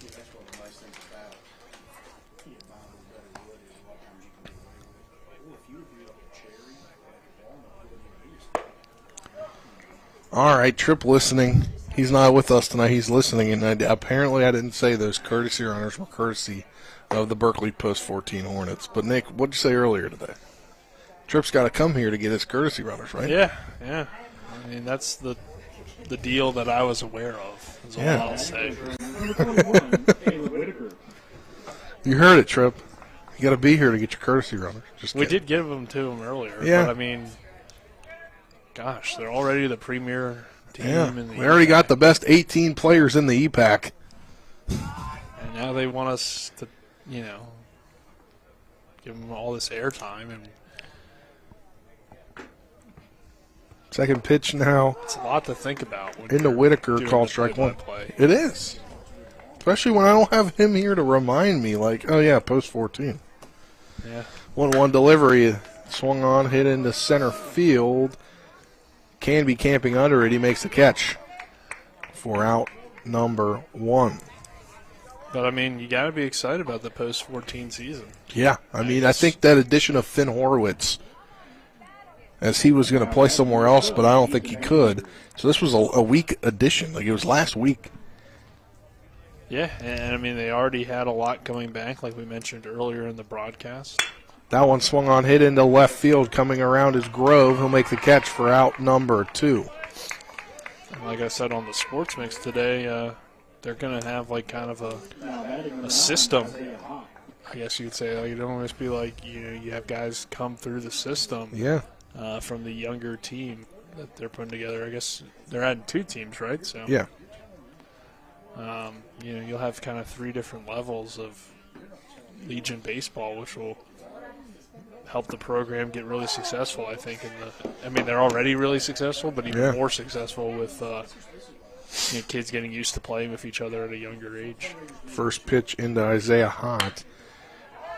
That was a a strike, then a throw out on the grounder, and that ends the inning, a 1-2-3 inning. We'll head to the bottom of the 4th inning after this 60-second break after the 4-3 ground out. You're tuned in to West Virginia High School Baseball on Talk Radio WRNR TV 10. Back in 60 seconds. The Honda HR-V, CR-V, Pilot, Passport, and Ridgeline. They all have one thing in common. They never back off from a challenge. Available with all-wheel drive, the Honda SUV lineup has the performance you can count on and the capability to amaze. It's no wonder Kelley Blue Book's KBB.com named Honda the 2022 Best Value brand. CMA's Honda of Winchester, 3985 Valley Pike. CMA, moving lives forward. Based on 2022 brand image awards from Kelley Blue Book, visit KBB.com for more information. Looking for some nightlife? Then look no further. Laddie's Bar and Grill has a full bar and kitchen, pool table, and entertainment with great food at affordable prices. You can dine in or carry out by calling us at 304-263-5233. Laddie's is open Monday through Saturdays from 8 a.m. to 3 a.m. and Sundays from 10 a.m. to 3 a.m. We serve breakfast all day long, and our lunch and dinner specials are posted every day on our Facebook page. So stop on in to Laddie's Bar and Grill, located at 107 Lutz Avenue in Martinsburg. Welcome back to P.O. Faulkner Park here. Bottom of the 4th inning, due up for Martinsburg. 7, 8, 9 batters, Grove, Clement, and Everhart.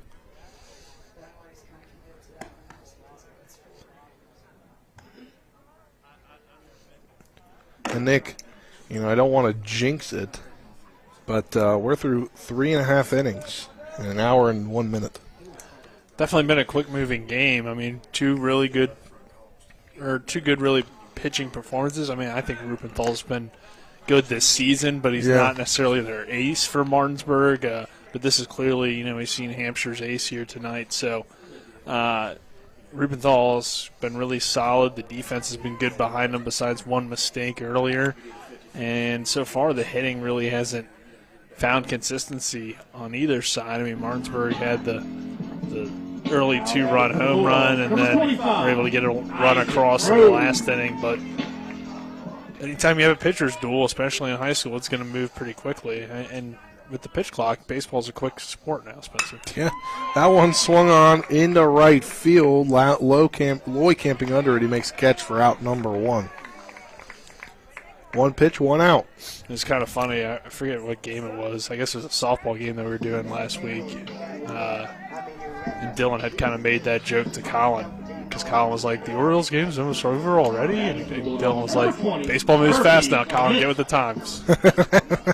Yeah, I remember that a couple weeks ago when Colin and I were going out to film that commercial, and we leave the car, and it's like the second inning, and then we come back an hour and 10 minutes later, and the game's in the final inning. Yeah, I'm a fan.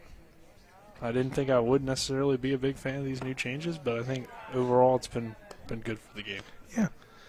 And, not that they'll trickle down, but I just think they'll see how fast-moving it is, and maybe it kind of just naturally progresses the game like that without a pitch clock. High school does move a little bit quicker anyway. But you're only playing 7 innings.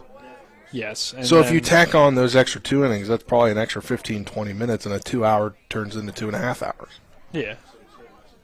But nonetheless, it's a 2-1 count on Murphy Clement. Now a 3-1. Maybe you see that at college, but it'll probably take a little bit. Yeah. I feel like you can't, because it's going to be hard for all that to, like, the amount of people that have to work with that. There's a lot of people. Murphy takes the walk. I think it could be similar to the shot clock in basketball. Yeah. The shot clock in college used to be, 35, 40 seconds at one point. Yeah. Now it's down to 30, which if you had, maybe a pitch clock that's 20, 25 seconds for college, that could work. Yeah. Not certain if it's necessary.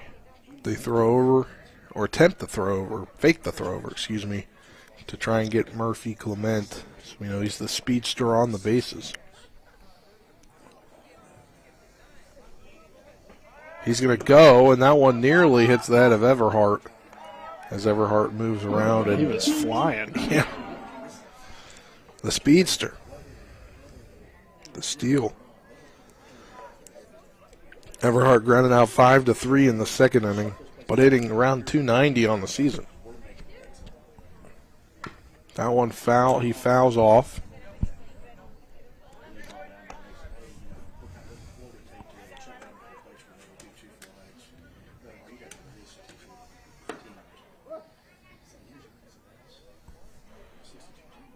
One is the count. 1-1 delivery, and Keegan Everhart is going to run out the bunt, doing what he does best, Nick. Well, he's picked off right now, Yeah. so let's not praise him too much here. We'll see if he gets in. He didn't. So that's unfortunate because Keegan did a great job. He got the bunt down. Moved Murphy Clement over to third, but then he made it in time, and then he gets caught in the rundown. Yeah, I'm not really sure why he's making such a big turn on a bunt. I think Coach Byler will definitely, coaching staff probably talked about that. Obviously, Keegan Everhart, a younger guy. Yeah, no, I mean, Keegan has a learning experience. Give him some great compliments because not only did he have a good bunt there. Oh, that one hits Canby. That's scary, but luckily it hit him in the back and not the head because that was a fastball coming in. I think he got hit. Did he get hit on Friday or Saturday? One of the days he got hit. But I know he's gotten hit a few times this season. Sometimes it's called a strike. Sometimes it's called a hit by pitch. He got hit the first pitch last year that he saw. Not last year, Saturday. Last Mike year. got hit the first pitch he saw last year, too. Nobody's going to say that you're wrong on that. No, in the game against Grace Academy, he got hit in the first inning. I got you. Well, I was going to say, though, Keegan made an excellent play defensively to end the inning with his range and was able to get to that ball. And then he made a great bunt. Unfortunately, made a bad turn. I don't know, what caused him. I think he saw. What I saw on that play was he saw nobody covering first, so he kind of just, in case they were trying to throw the ball to somebody, and it was nobody, so he kind of just took that turn, and then he just kind of stood there. Yeah. And watched what Murphy Clement was doing and where the ball was. Yeah, it just didn't work out. Yeah. So, you have some base running mistakes. I mean, you're going to have that at this level, but still a great job to sacrifice and move the guy over to third. I guess maybe it wouldn't be a sacrifice since it was a base running mistake, but it's a single. Single and then throwing out trying to stretch it into a double. Yeah. That's how it's scored. And running is Canby and no throw, and the catcher's indifference. But hypothetically, you would have had a sacrifice out anyway. Yeah. So, it's not the end of the world here. Now you got two guys in scoring position, 2 down. Can Oviedo come through and extend this Bulldog lead and really put the pressure on this kind of up and down Hampshire offense? Second pitch in there for a ball as well, 2-0 the count. While we're on, I just got a text, so I might as well. Tune in to the Sports Mix tomorrow. You'll hear Washington's new head basketball coach, Ryan Miller. He'll be in studio at 12:15. He just texted me to make sure that he was still coming in. Shout out to him. That one hit on the line to left center field. Charlton is under it at the wall, and he makes the catch. That'll end the inning. We'll head to to the top of the fifth inning. After this 60-second break, you're tuned in to EPAC Baseball on Talk Radio WRNR TV 10. Back in 60 seconds.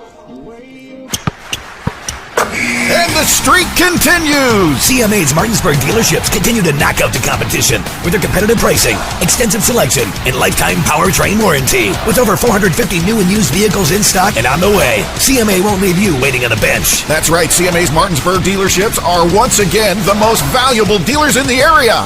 For the strongest and deepest lineups, visit CMA's Martinsburg dealerships online at martinsburg.cmacars.com today. And good luck to all Panhandle High School student athletes. To get the best opportunity to be seen and recruited, join the American Legion Post 14 Hornets baseball team. Managed by Trip Tobin, Post 14 will prepare you for the next level by playing the best possible schedule, along with an experienced coaching staff and alumni coming back to help guide you through the process. Brings up Camion Gonzalez with runners on the corners. Runner from first going, and it's a fair ball down the third base line by Gonzalez. That's going to allow one to score. The Berkeley Post 14 Hornets are the premier Legion baseball team in the area. Welcome back to P.O. Faulkner Park. 3-1 is the score. Martinsburg got things going early in the ball game on a 2-run shot from Michael Lupus. And then Hampshire was able to get on the board in the top of the first to make it 2-1, and then Martinsburg got back on the board with a run there in the third inning. We're now in the top of the fifth inning.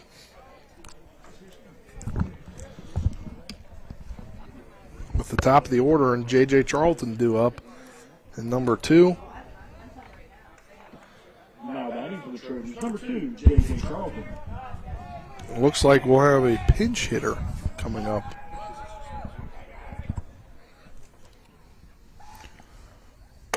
After Charlton. First pitch in there is a ball outside for ball 1. Yeah, it's interesting. I don't know. I was going to say maybe they wanted to warm up the pitcher, but it looks like they still have nobody in the bullpen. So that one fouled off and on a line, so it went right over the dugout. But it's been a good game so far for Owen Rubenthal. He's, for the most part, held the Hampshire offense in check. 1-1 delivery. That one hit into center field. Canby is going to have to get it on a hop, and it's a single for Charlton. He's now 2 for 2. Yeah, he's been good at the plate. With a walk. For this Trojan team. Continues to hit the ball well. He leads them, I believe. Well, no, he's their second in average with a 386 coming into the ball game. Connor Wolford had a 480 batting average coming into the game. Looks like number 5 is going to hit here. Believe that's Duncan. So, going to your bench a little bit for Hampshire. Maybe that sparks something. I mean, it's a little bit better matchup for him. Lefty versus righty. I believe the previous hitter in this spot was another left-hander, so maybe that's why they decided to Camden Duncan off the bench. They throw over to Charlton.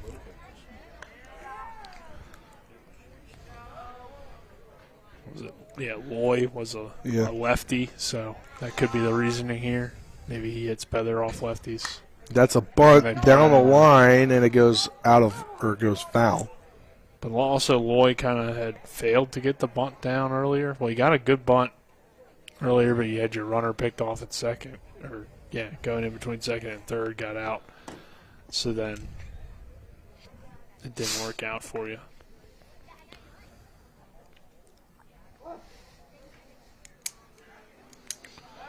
They throw over, but Charlton gets back in time.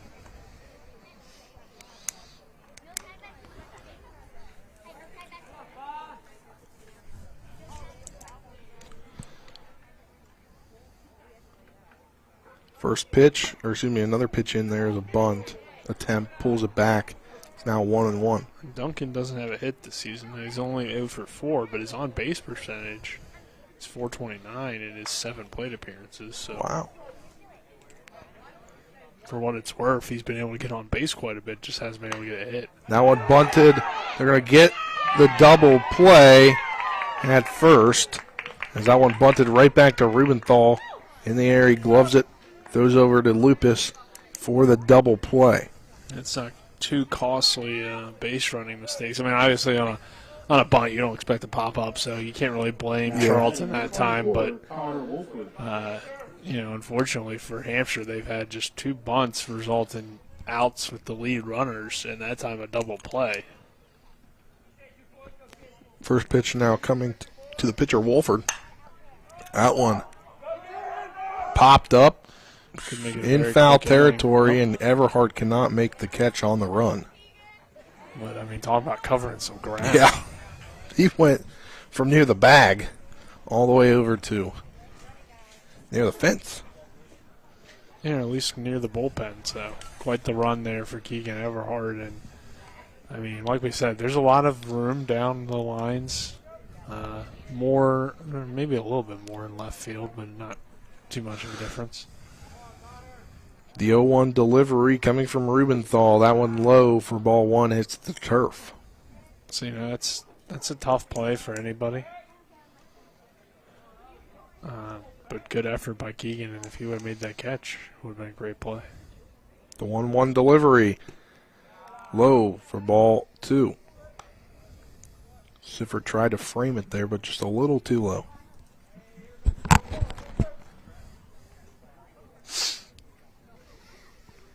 Two one, now 3-1. There's that one low once again. Rubenthal getting up there in pitches at 70. But again, through 4 2/3 innings. 3-1 delivery. That one fouled off. Stays foul. Here's a good at-bat by Hampshire. 2 outs, and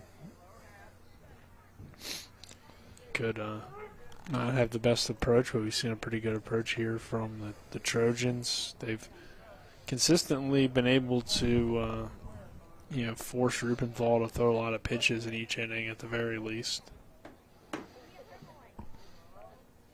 The full count delivery. That one hit over the head of Buber into left field, and that'll go to the wall. Camby's able to get it. It'll just be a double for Walford, who knocks up. It's 2 for 3 so far on his day, and he has a .480 batting average coming into the day. Yeah, he's a really talented player. That's pretty obvious when we see not only his hitting numbers, but his pitching. How he's pitched so far tonight and throughout the season. So Hampshire has a few guys on this roster that certainly have some talent, and Wolford is one of them. We've seen good things from Charlton. We've seen some good hits from other guys that aren't necessarily the big numbers guys so far. Orndorff had a really nice hit. But here's Parsons. We'll see what he can do now with a runner in scoring position and 2 down. That one hit over to Buber at short. He will throw over to first for out number 3. That will end the inning on the 6-3 ground out. We'll head to the bottom of the 5th inning after this 60-second break. You're tuning to West Virginia High School Baseball on Talk Radio WRNR and TV10 back in 60. Hi, Crescia Hornby here. Larry DeMarco, broker of Modern Realty Results, believes he has some of the best real estate agents in the Eastern Panhandle. Agents at Modern Realty Results have years of experience and knowledge of the local real estate market. Agents within the office work as a team to provide quality customer service. We strive to always ensure client satisfaction through handling every transaction with honesty and integrity, all while offering competitive rates. Modern Realty Results is veteran-owned and managed. Please call us at 262-4222, modernrealtyresults.com. The Honda HR-V, CR-V, Pilot, Passport, and Ridgeline. They all have one thing in common. They never back off from a challenge. Available with all-wheel drive, the Honda SUV lineup has the performance you can count on and the capability to amaze. It's no wonder Kelley Blue Book's KBB.com named Honda the 2022 Best Value brand. CMA's Honda of Winchester, 3985 Valley Pike. CMA, moving lives forward. Based on 2022 brand image awards from Kelley Blue Book, visit KBB.com for more information. Welcome back here to P.O. Faulkner Park. Spencer Dupuy And Nick Verslini, happy to have you with us. No Trip Tobin tonight as he is absent, but we do have Trip Tobin here in the PA announcer for us in the press box as Chuck Lynch, the ultimate impersonator over there. Somebody call Frank Caldino. He may have some competition. I think so. He did a great impersonation earlier. I heard he does of me, too. He does. And a Spencer and a Colin. Yeah. He's here all night. All right. Bottom of the fifth inning due up here for Martinsburg. It is Boober, Lupus, and Sifford. Batting for the Bulldogs, number 5, Carson Boober.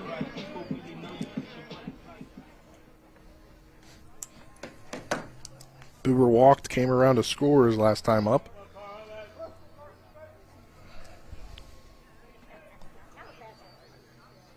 Wolford winds and delivers. Low for ball one.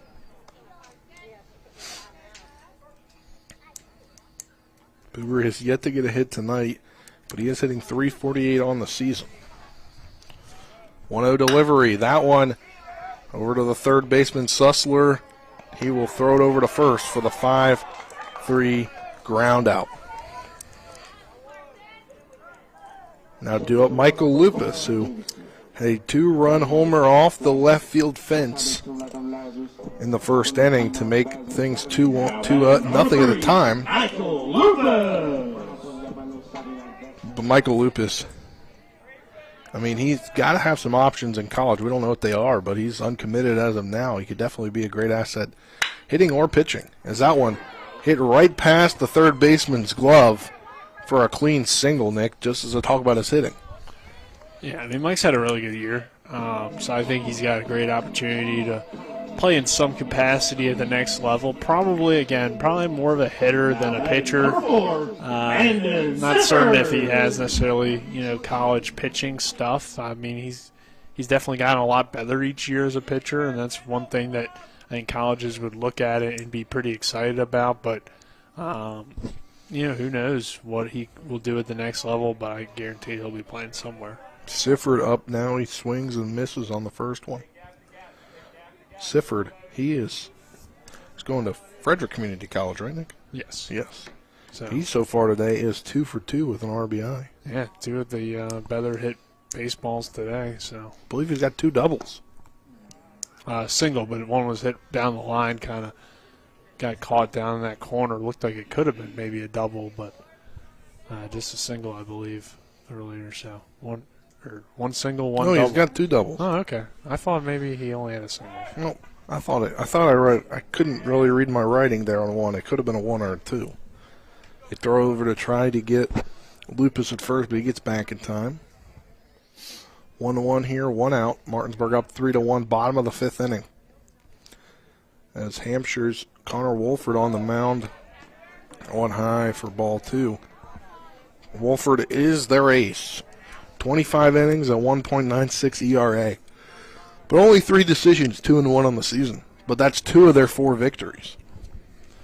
Yeah, like we said, I mean, Hampshire's pitching has been solid, honestly. I mean, at least their top 3 guys, they just haven't gotten consistent pitching besides that or the lineup to be top-notch. But, I mean, Wolford leads the team in strikeouts by, a large margin.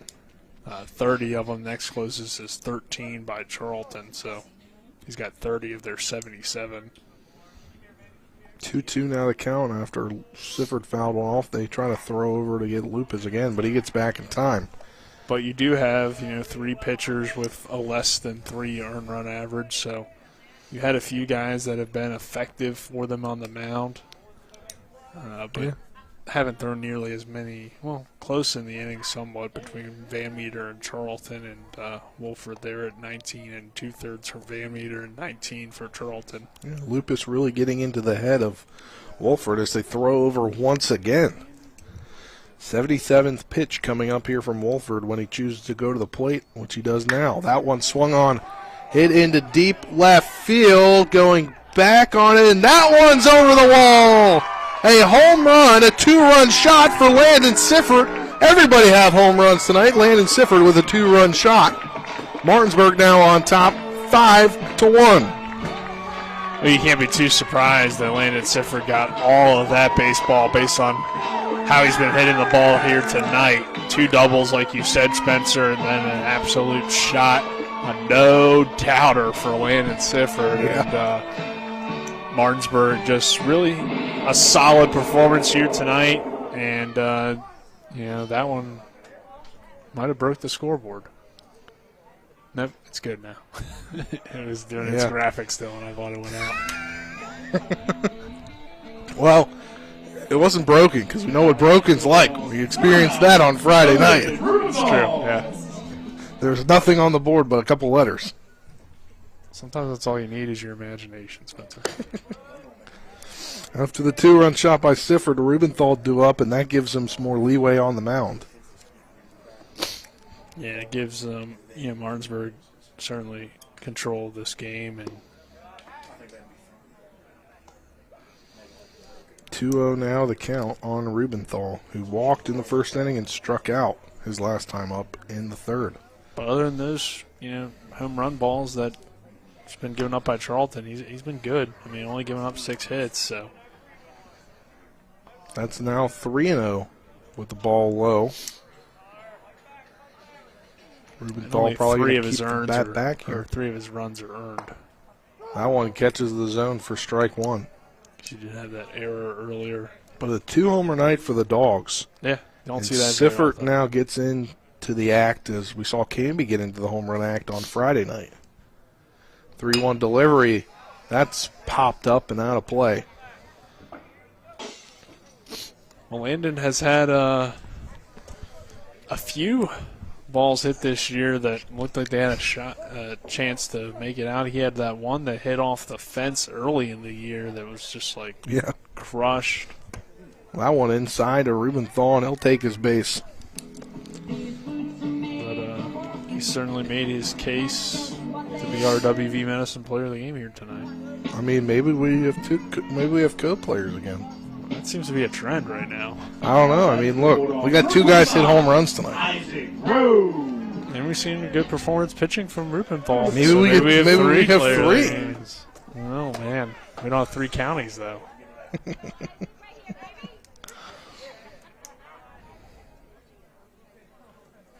Due up now, Isaac Grove, as he tries to get into the hitting act tonight. He struck out in the first and flew out to right his last time up in the last inning as he led things off in that 1-2-3 inning. Throw over. Rubenthal back in time. Martinsburg up 5-1 with 1 out. Bottom 5.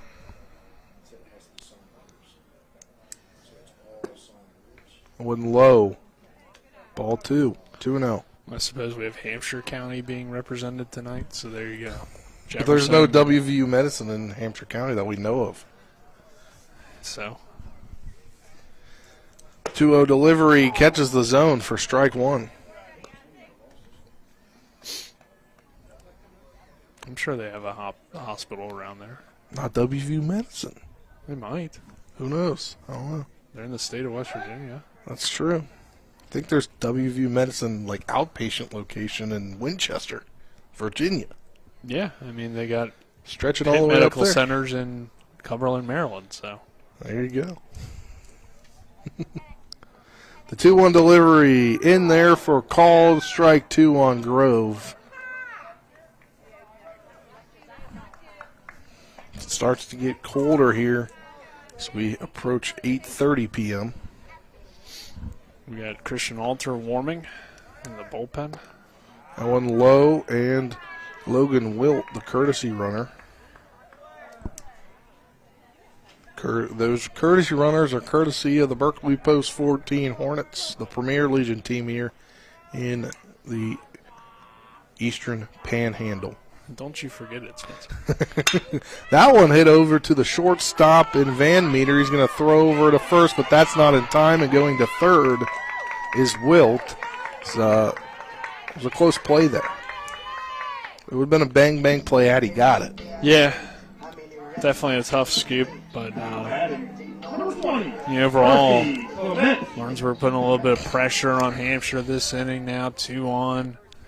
Already extended the lead out to 4. You got a good bat in Murphy Clement, guy that's been swinging a pretty good bat as of late, coming to the plate. Trying to break this one open.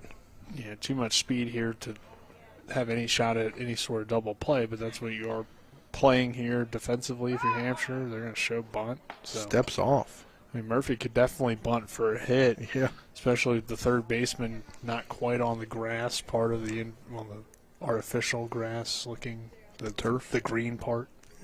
Can't really say the grass because it's all turf.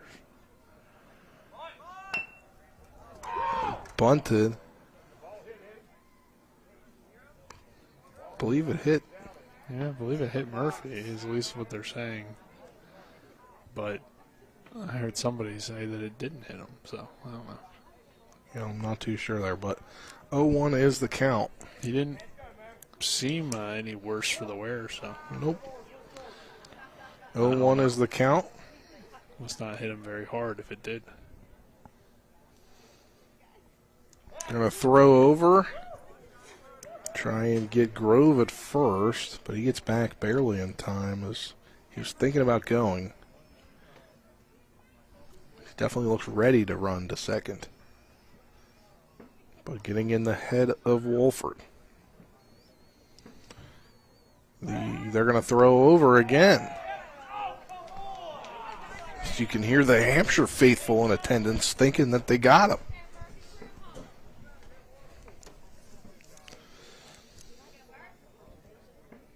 Murphy Clement hitting around 360 on the season. 8 RBIs. Pulls the bunt back. It's a 1-1 count now.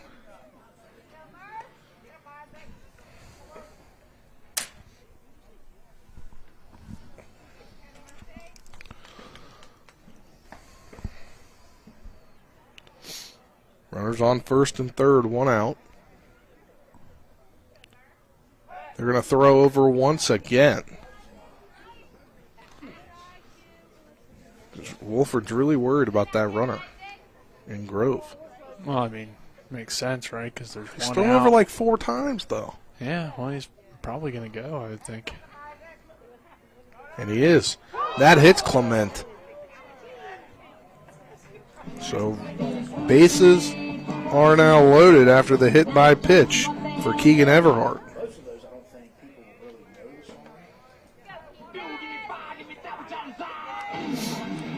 So let's see what Everhart can do. Last time he laid down that perfect bunt. Well, I don't think he's going to do that here with the bases juiced, but probably not. We've got a mound visit. You could squeeze. You never know.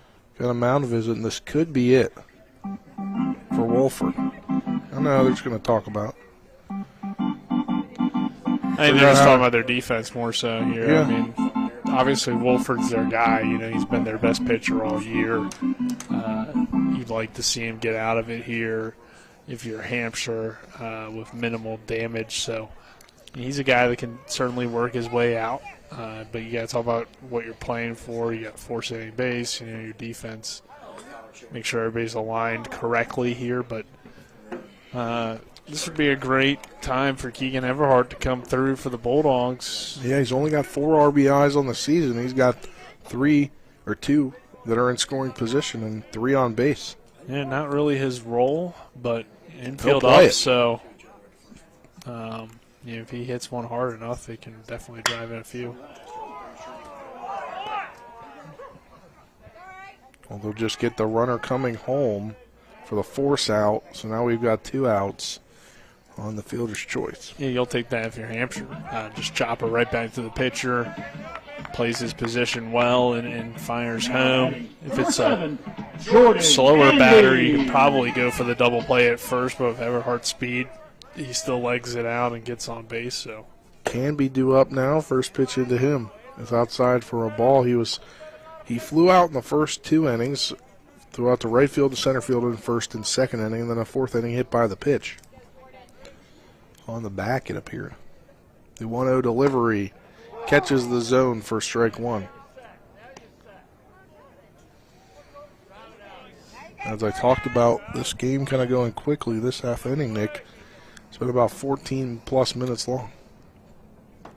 You got a timer over there or something? I just never stopped the timer. That one high for ball 2, 2-1. Well, there's been quite the rally here by the Bulldogs. That one fouled back and right below where there was no netting. It hit the press box right below me.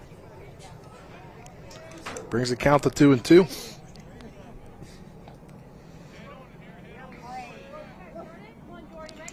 Canby, who has a homer on the season with 14 RBIs. The 2-2 delivery outside. That one is in front of the catcher, though, so no one's going. The count is now full.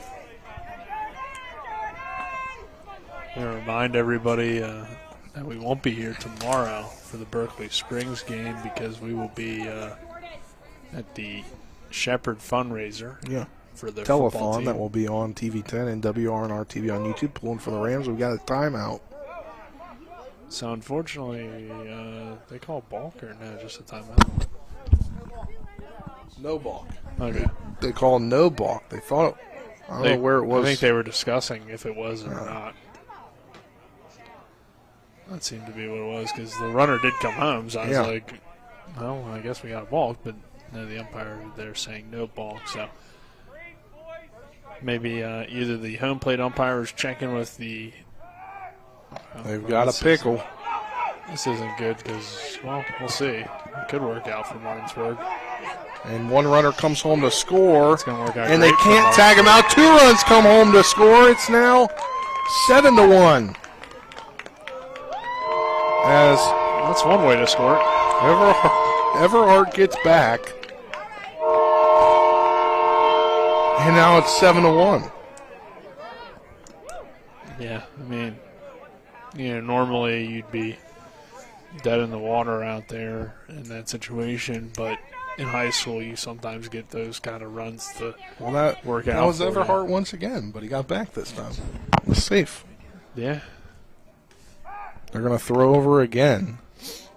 Well, he should be careful now with 2 outs. There's no real reason for him to be running, so Jordan Canby would certainly like a chance to extend the inning. Full count delivery. That one fouled off and out of play. But yeah, it is a 3-2, so he is going to go on first move home. Yep. The Jordan Canby fan club, you can hear him down there. This is the Martinsburg fan club. Yeah.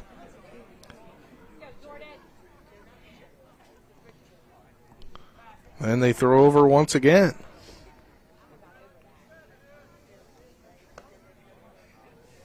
Just seems like a lot of throwovers. Yeah, I mean, obviously you want to keep that runner close. The full count delivery. That one fouled off for Canby as he stays alive. 7th pitch of the at-bat. Coming for 8 right here. Washington beating Spring Mills in softball tonight, 19-0. That one hits Canby again. He's been hit by pitch now in the last 2 innings. Yeah. On base percentage going up, but it is. So is the ice pack usage for Jordan Canby. Yeah. As Oviedo coming up, and if he can, although he'll bat it around now as he's the 9th man to the plate for the Bulldogs. Might have to change my scorecard if he reaches base. Braden Oviedo. That one outside. Yes. Orendorf's Avery will grab it, or else that would be both runners advancing. With the count now at 1-0. That one high and outside for ball 2.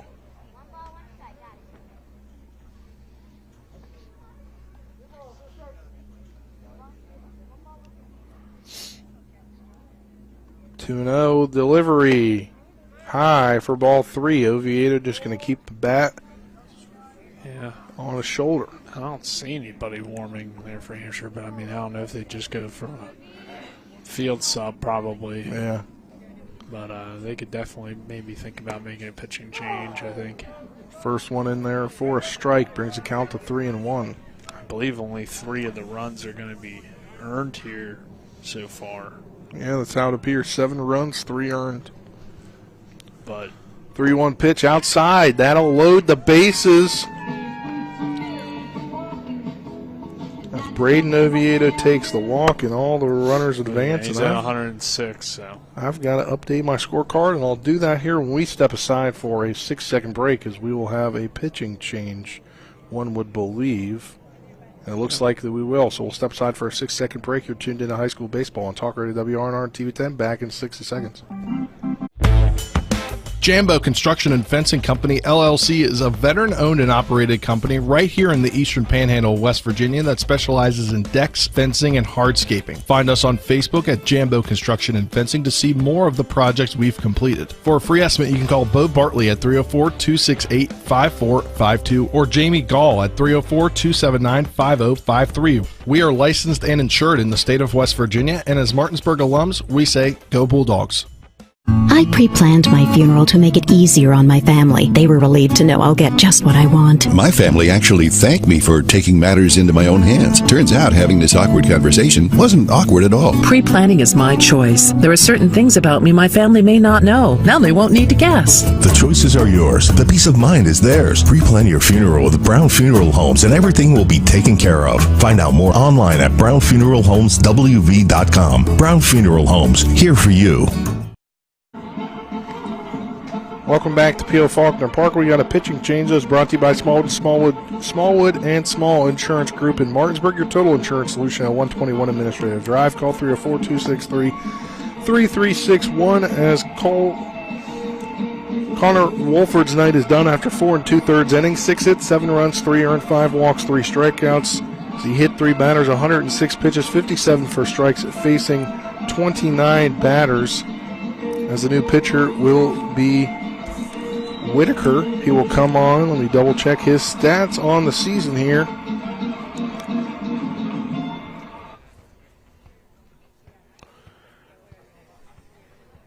Let me pop it up here. At 11 2/3 innings, he is 1 2, and he has 1 save and 1 opportunity. 13 earned runs, 15 hits, 15 runs, 13 earned, 11 walks, 8 strikeouts with a 7.8 ERA. Number 21, Caleb Whitaker coming in to pitch for the Trojans. Caleb Whitaker now comes in.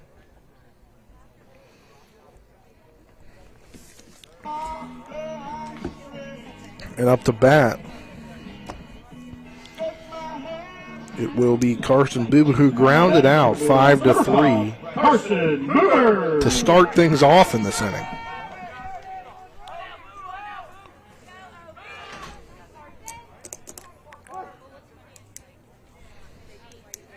Martinsburg with the bases loaded, 2 outs. Carson Buber looking to bring home some more runs here. First pitch in him is a called strike 1 on the breaking ball.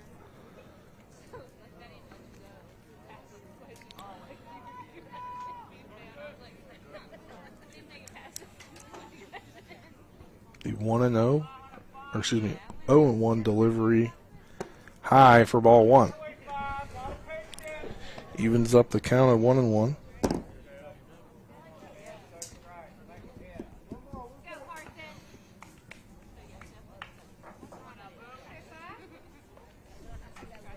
One delivery, low, ball 2. I want to remind everybody, all Martinsburg High School graduates, don't forget to purchase your Martinsburg High School Alumni Reunion and Banquet tickets for $25 each to attend the 1 p.m. banquet on Saturday, May 27th at the Holiday Inn on Foxcroft Avenue. Tickets may be purchased at the Jordan and Hess Company in the Square Patterson's Drugstore or by calling Dale Hicks at 304-676-6969. The cutoff date for purchasing tickets is May 17th. 2-2 is now the count.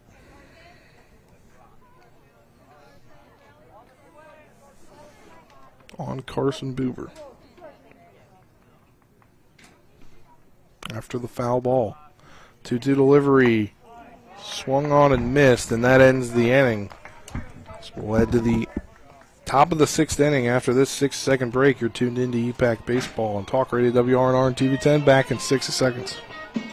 With 4 new car dealerships and 4 used car dealerships in 3 states, Parsons is the largest used car and fastest growing new car dealer in the tri-state area. Take Parsons Ford with huge savings on hundreds of new Fords, financing from 0%, Parsons' goal of financing for all, and Parsons' famous above-market trade-in allowances that help make Parsons #1 for used cars too. See why so many won't buy anywhere but Parsons Ford in Martinsburg. We became #1 by making you #1 first. Parsons. Remember when you were a little kid and saw your first deer? Oh, how cute. As an adult, maybe you've had a different experience. Where'd that come from? Bambi mess up your dream machine? Call Cody's Auto Body today at 304-901-4777 and get the work done right the first time. Cody's Auto Body, 851 Wilston Street in Martinsburg, has a team of auto body professionals with a lifetime of experience putting your ride back together again, regardless of how it got that way. Cody's Auto Body. Welcome back to P.O. Faulkner Park. Martinsburg plates 4 runs in the bottom of the 5th inning here. 7-1's the score. Now in the 6th inning, due up for Hampshire, the 5, 6, 7 batters, Orendorf, Mowry, and Whitaker. Whitaker now the pitcher. Now batting for the Trojans, number 13, Alice Orendorf. Believe Rubenthal. Yeah, Rubenthal still on the mound for the Bulldogs. Pitch outside for ball 1 to Orendorf.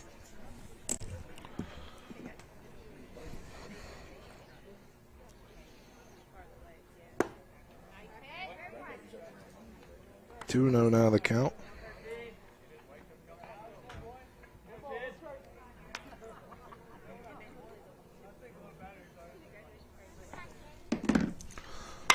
That one swung on, hit into left center field. Buber under it. Shallow left center field. Buber makes the catch for out number 1. Now batting number 8, Cannon Mallory. Cannon Mallory up. He's singled tonight. Reached on an air.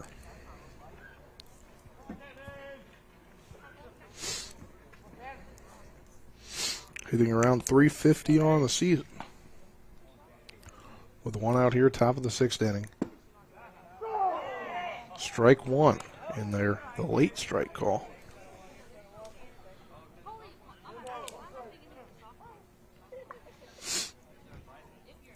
The 0-1 delivery. That one fouled off and out of play. Check some other scores here in the EPAC. Hedgesville gets the 4-2 victory over East Hardy. The 0-2 delivery struck him out. So now 2 down with Mallory down as Washington on top of Spring Mills 9-3. See what inning that is in. Caleb Whitaker due up for the Trojans. It's the top of the 6th inning there as Washington continues to add on some runs. And we'll check the Jefferson Musselman score. That one swung on over to Oviedo. He cuts it off. Throws to Michael Lupus at first, and now we'll end the inning on the 5-3 ground out. We'll head to the bottom of the 6th inning. After this 60-second break, you're tuned in to EPAC Baseball on Talk Radio WRNR and TV10. Back in 60 seconds. April is National Donate Life Month. WVU Medicine is joining the effort to raise awareness for organ donation. Did you know that more than 100,000 people are waiting for life-saving organ transplants? One donor can save up to 9 people through organ donation, provide sight for 2 people through cornea donation, and restore health for more than 150 people through tissue donation. Join WVU Medicine and help spread awareness about the gift of donation. And if you haven't registered, visit registerme.org. There's a local family moving in our territory. What do you want from me? Taste it. It's really good.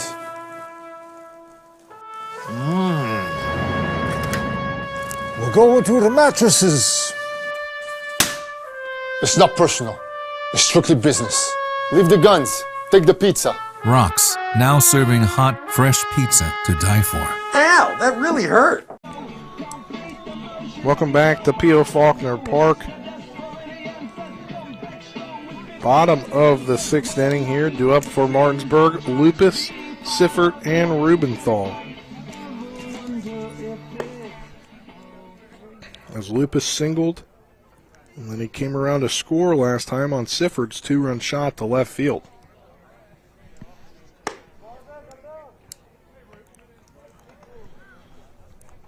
As I said before the break, we check on the Musselman Jefferson score. Currently 5-3 in favor of the Cougars. I believe headed to the bottom of the 6th inning. It's still top of the 6th inning. 2 outs. Dylan Stevens, a quality start on 100 pitches right now. 5 2/3, 5 hits, 5 runs, 2 earned, 7 strikeouts. And Riley Morgan got the start, 3 innings, 3 hits, 3 runs, 3 earned, 3 walks, 7 strikeouts. Spears comes in 2 innings, 1 walk, and 4 strikeouts. Jefferson on top, 5-3 in that big EPAC matchup down in Inwood. Back to this one here.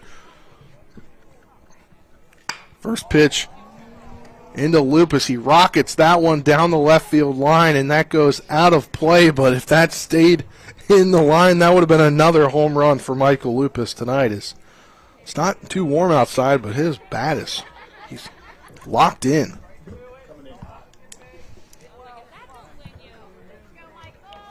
Already 7-1 in favor of the Bulldogs right now, as they were able to plate 4 in the last inning. Looks like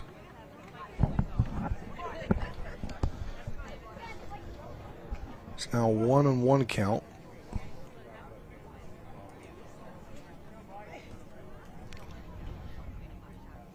One swung on a miss, goes to the backstop, brings the count to 1-2.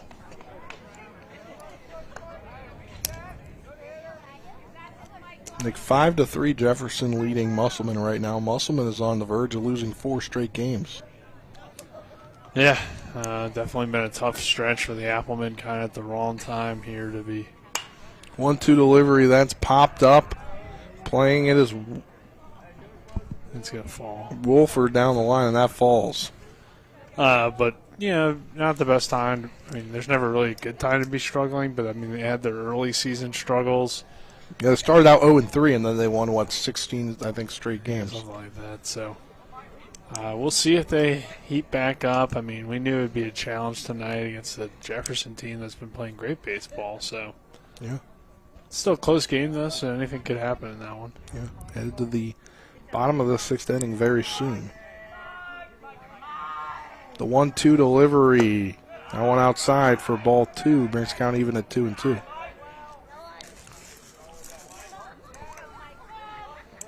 Maybe Musselman goes like the weather. Like it's cold right now. It's cold at the beginning of the year. They're cold right now. That one fouled off.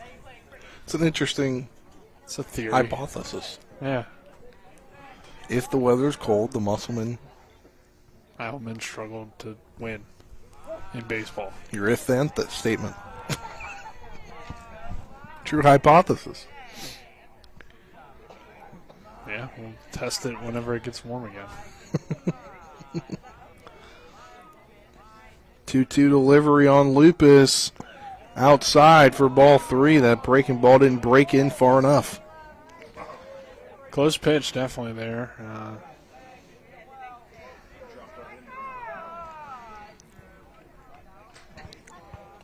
Full count delivery. Outside for ball 4. I thought that was ball 3, ball 2.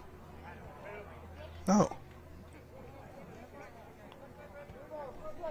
3 balls now. I had it misread on here. It's now the payoff pitch. Now he walks him. Same kind of pitch, too. Yeah, just about 5 seconds delayed, but Lupus is a leadoff walk for the Bulldogs. Sifford due up, and it was a single for Lupus last inning, and then a 2-run jack for Landon Sifford. Yeah, not a bad night for Landon, right? 2 doubles and a home run. Yeah. He just needs the triple. I'm not just kidding. He needs a single and a triple. I mean, if you triple and a they have to bat around better again. than a single. That's true. double. Your total base is a lot better. Yeah. So who even cares about the cycle anymore at that point? That's true.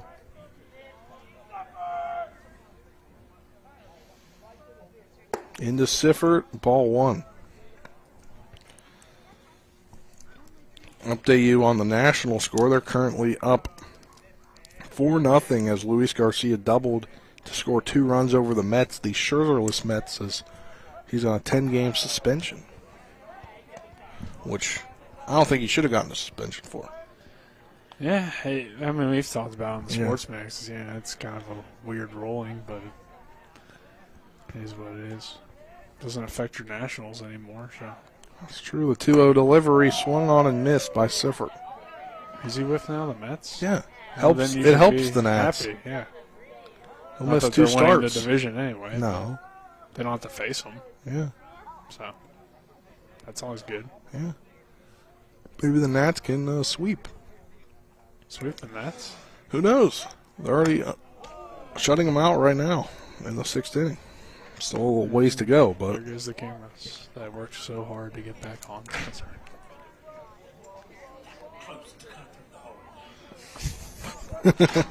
So close to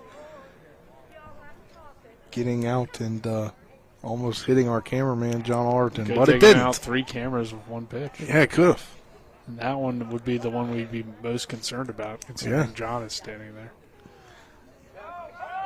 That one hits the turf. Going over to second is Lupus. Martinsburg 4 runs away from the run rule. So we're up 7-1.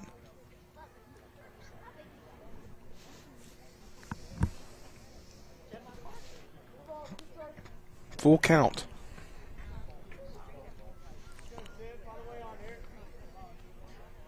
As Whitaker steps off. Tries to gather.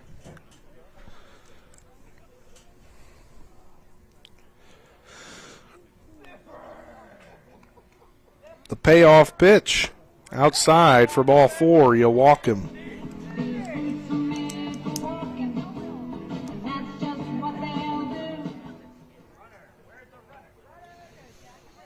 Now due up. Oh, excuse me. We got a pinch hitter. Jackson Steen, pinch hitting for Rubenthal. And we've got a courtesy runner Jackson Steen over at first.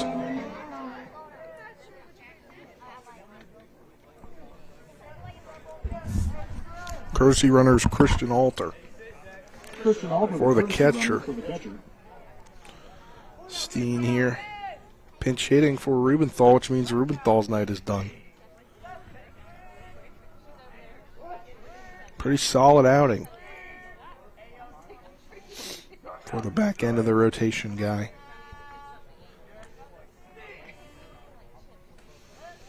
First pitch to Steen is low in the turf for ball 1.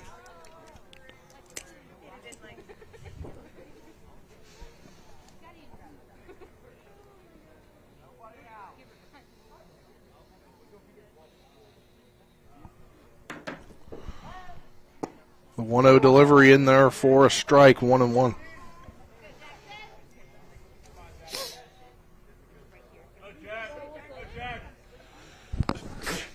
Wow. Shout out Matt Miller for sending me the stat. Former Ram Brenton Doyle, who made his debut last night, is now 3 for 4 with 2 RBIs. Run scored today in a Rockies 5-1 victory at Cleveland. They're 2-0 since they've called him up. Yeah. Savior of the franchise.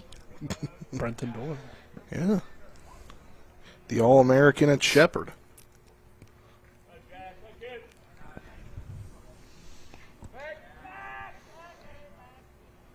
Shout out to Matt Miller listening out there. And yeah, he's listening. What if he just wanted to text you? That's true. That one right back up to Whitaker, the pitcher. They're going to try to get 2, and they will. The double play. So that one goes back from the pitcher. That's an excellent play by the Hampshire defense. Shortstop comes over, makes a good grab on the run. steps on second and delivers a strike to first base. Tough a play. Tough guy to double up, but able to do it there and potentially end any more runs coming across in this inning for Martinsburg, which would add some insurance. I mean, you already have a nice 6-run lead, so you're pretty confident if you're the Bulldogs, but you never hurts to add more runs.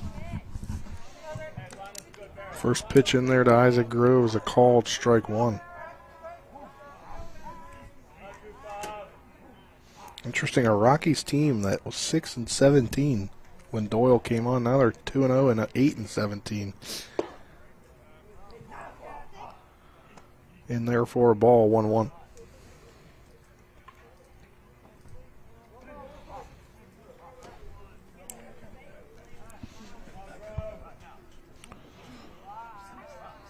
Two outs now with a runner on third.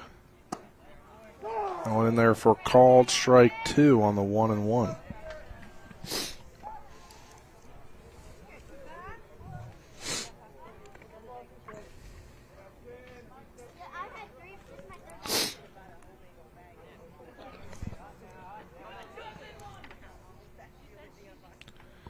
The 1-2 coming from Whitaker. Outside and low for a ball two.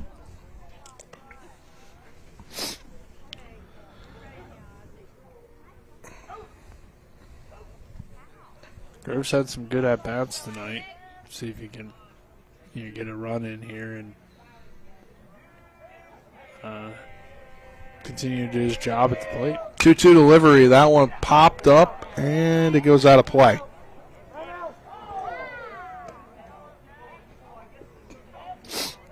Gave it a ride, though. He did.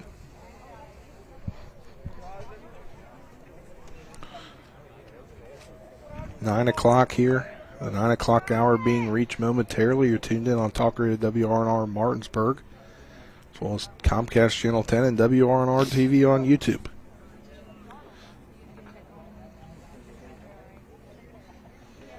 Two-two delivery coming from Whitaker. Two outs, runner on third. That one fouled off once again, as Grove continues to battle in this one.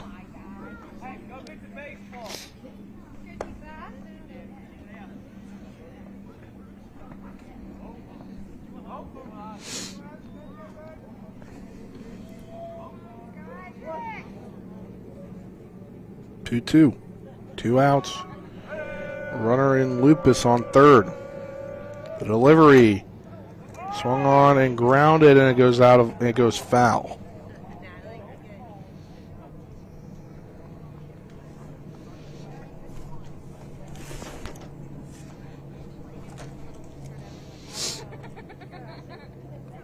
So 2-2 count once again as Grove continues to battle in this one, Nick. Yeah, and he's trying to obviously get an RBI, continue to show why he's been a part of this lineup. And Martinsburg had such a good start to the inning, they would probably like at least one run here. That one low for ball three. But Hampshire would, in order to have a chance to make any sort of comeback, you need to get this final out here. And not that a 7 or 6 run lead is too much of a difference, but still, you have a little bit more confidence if you're able to hold them here.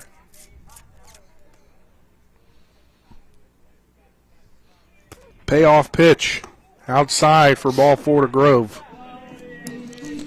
Now up Murphy Clement, who was hit by a pitch his last time up, walked and stole in his previous at bat before striking out in his first. Now batting for the Bulldogs, number 20, Murphy Clement.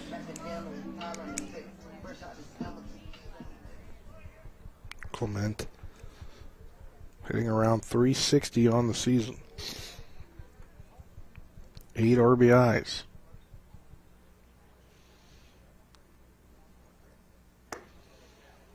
One outside for ball one.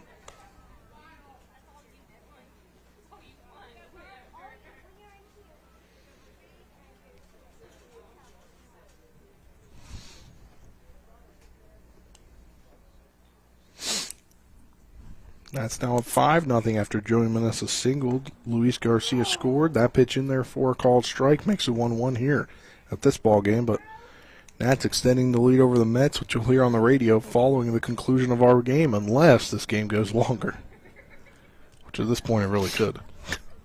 Yeah, it's you jinxed it. I guess I did.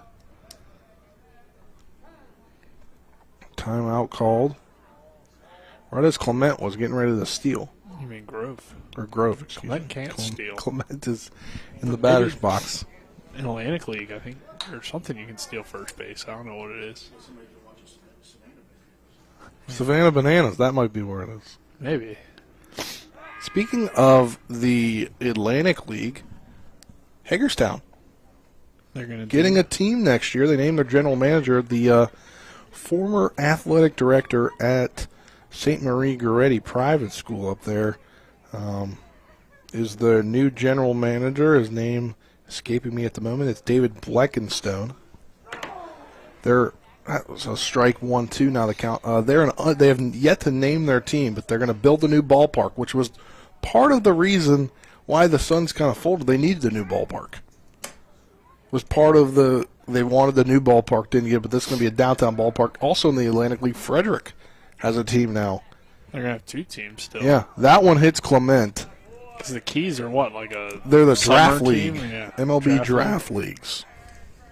I mean, they're all summer teams. Yeah. You know what I meant.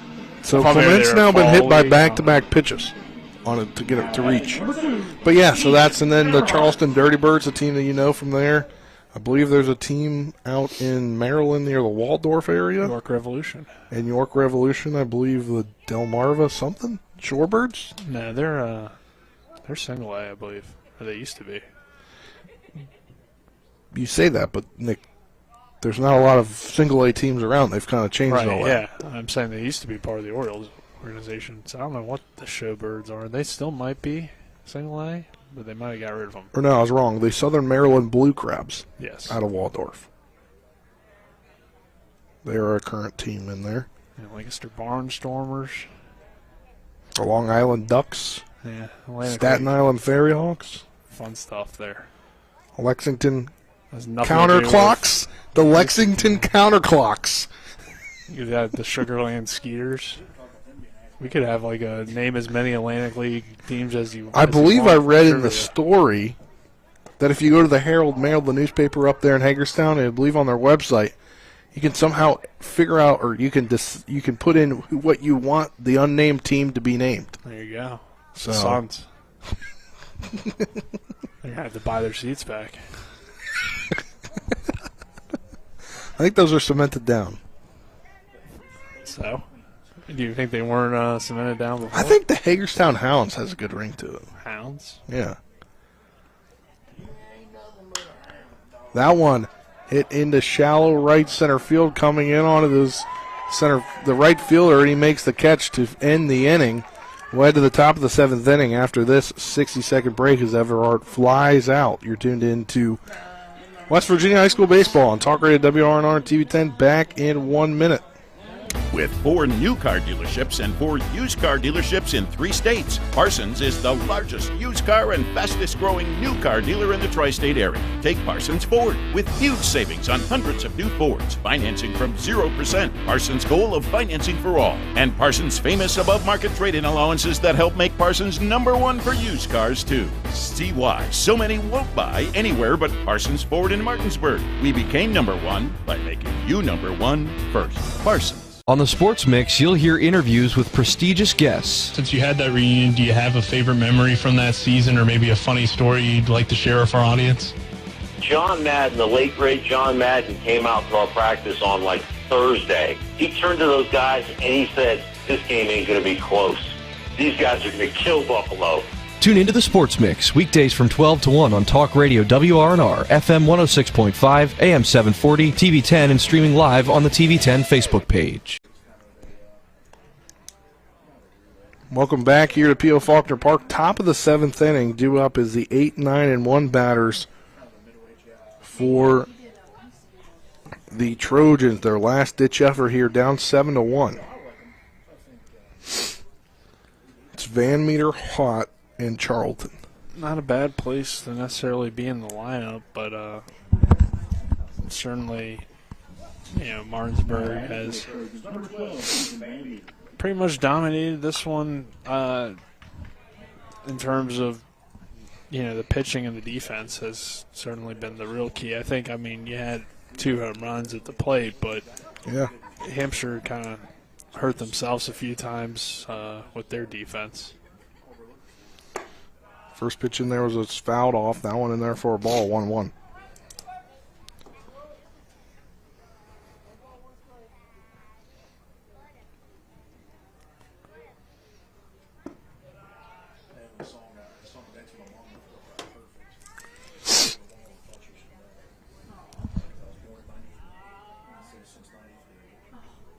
Two-one delivery. That one swung up hit off, and deflected off of the mitt of Rubenthal over to Blueber, and he just holds it.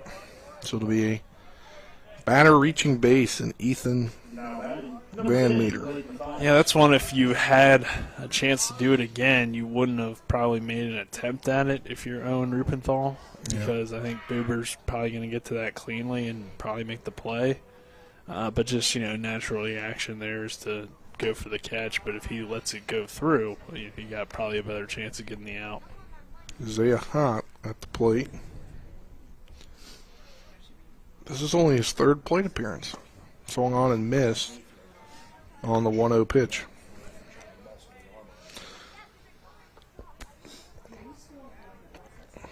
The 4th and the 6th, 1, 2, 3 innings for just 3 batters up for the Trojans. Really kind of shortened this outing for Rubenthal, who's only at pitch number 88 coming up, Nick. Swung on and missed for strike 2, now 1-2. He certainly had some moments where maybe he lost a little bit of control, but for the most part, he's been really efficient. This is going to be a great start for him. If they're able to get the 3 outs, try to go for the double play, and they will on the 4-3 double play. Yeah, tag the runner going from first to second, and then which helps throw her to first. Helps because you have the time, and you don't have to make that extra throw. Because making that extra throw is always risky. There's always, maybe the guy slides in, and maybe you just have a poor exchange.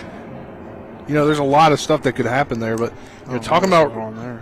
What? The runner went to second like he was safe, but he was ruled out. And Bueller. Now they're going to argue. Bueller.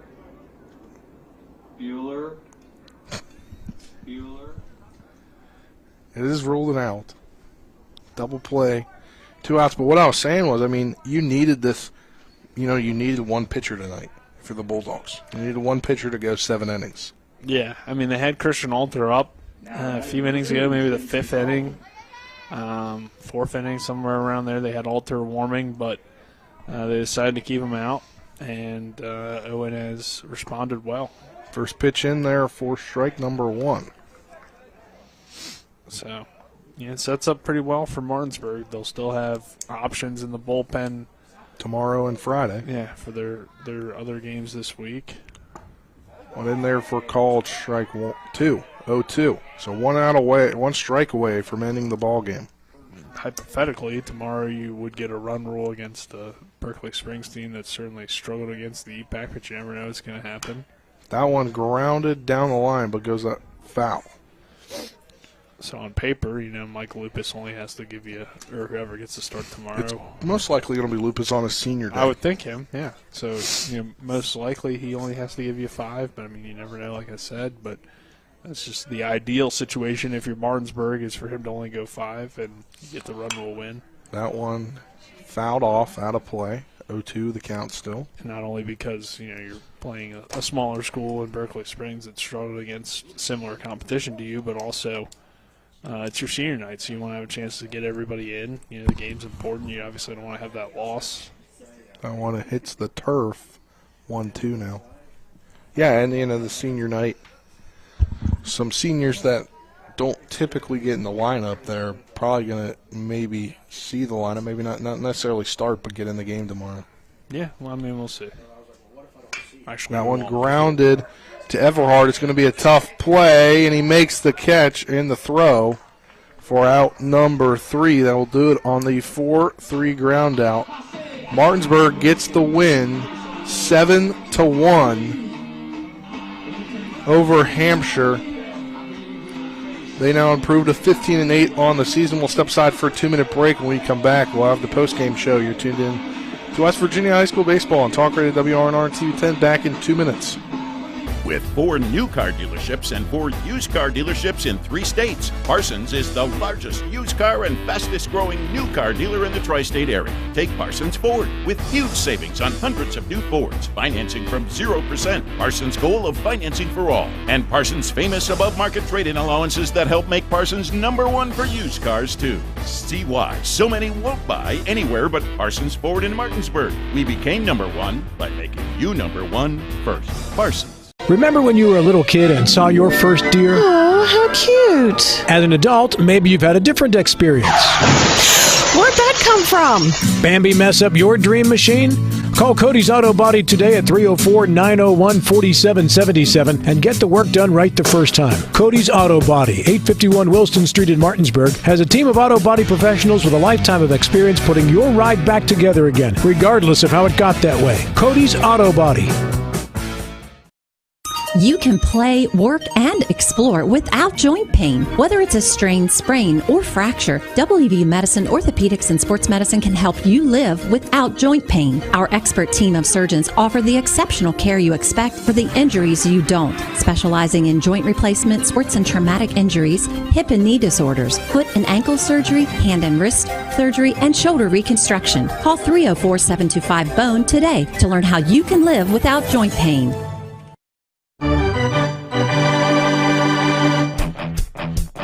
The game may be over, but don't go away just yet. We've got a complete game recap, analysis, stats, the player of the game, and we'll prepare you for our next broadcast. All on the postgame show. So let's return to the field and rejoin our Talk Radio WRNR broadcast team.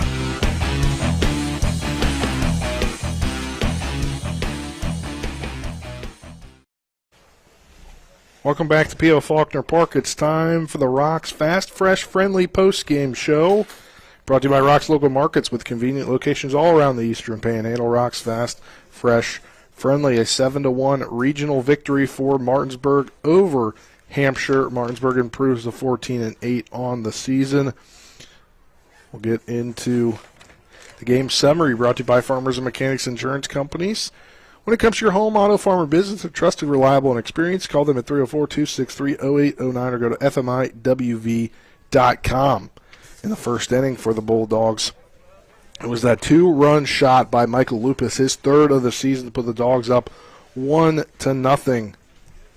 And then Hampshire would add one in the third, their only run of the game. Martinsburg would get that back. And then in the bottom of the fifth inning, it was a big night. Landon Sifford had a 2-run shot. He had 2 doubles, I believe 3 RBIs, a home run, and a walk in the game. But Martinsburg gets the win 7-1. Lions scoring 7 runs, 1 run, 7 hits, 2 errors for Hampshire, 7 runs, 6 hits, 1 error for Martinsburg. We'll now get into the game stats brought to you by Bechtel Jewelers, West Virginia's largest Pandora retailer on Route 11 South in Inwood, taking care of you like it's nobody's business.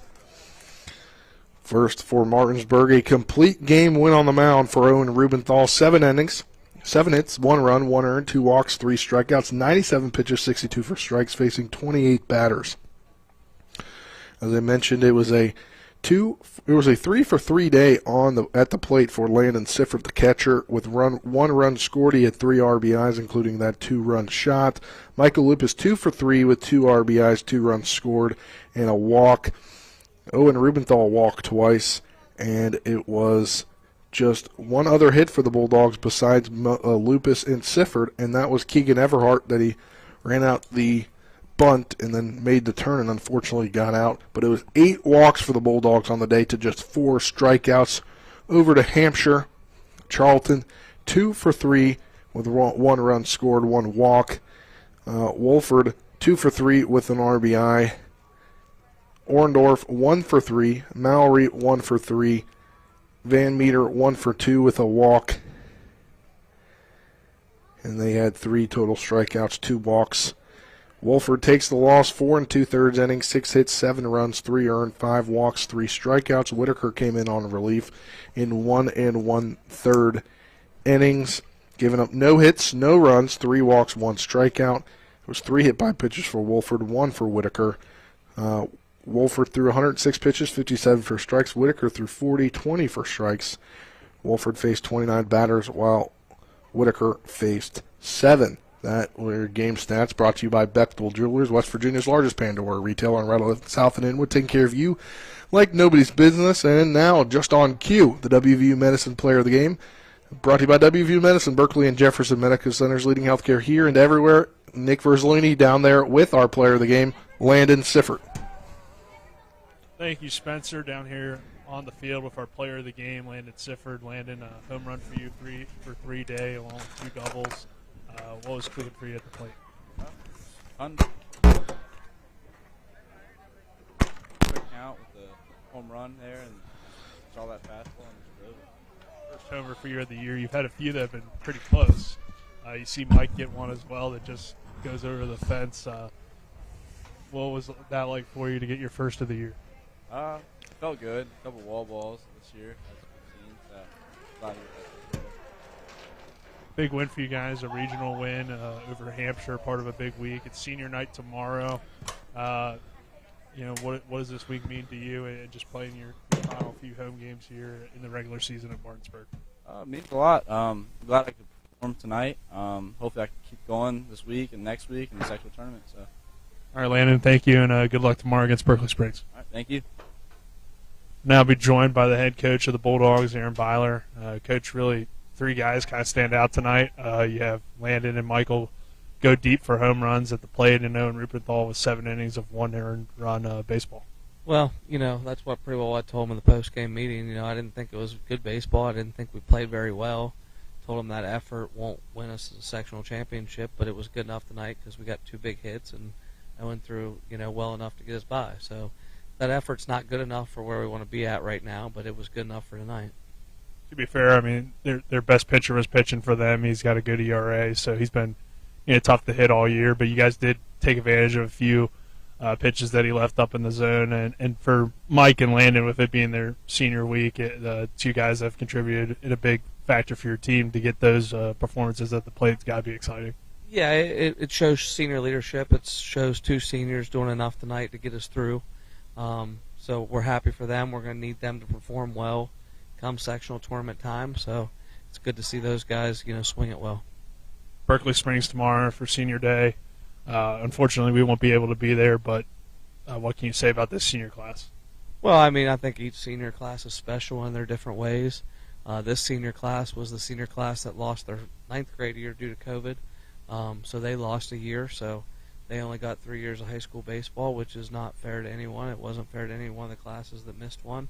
So we're going to try and honor them the best we can tomorrow. Every single one of them has been instrumental in our program and our success and what we try to do here, so we're just grateful for all 6 of them. All right, Coach, thank you, and good luck tomorrow. Thanks, Nick. Back to you, Spencer. Thanks, Nick, and that will do it for this game here. For our broadcast crew, our cameramen this evening, John Allerton and Dylan Bishop. For Nick Verzolini, I'm Spencer Dupuy. You'll hear from Colin McLaughlin. I'll have a scoreboard show next after this 2-minute break. Have a great rest of your night, everyone. Tune in to the Sports Mix tomorrow at 12:08 p.m. Have a great rest of your night. With 4 new car dealerships and 4 used car dealerships in 3 states, Parsons is the largest used car and fastest growing new car dealer in the tri-state area. Take Parsons Ford with huge savings on hundreds of new Fords, financing from 0%. Parsons' goal of financing for all, and Parsons' famous above-market trade-in allowances that help make Parsons #1 for used cars too. See why so many won't buy anywhere but Parsons Ford in Martinsburg. We became #1 by making you #1 first. Parsons. There's a local family moving in our territory. What do you want from me? Taste it. It's really good.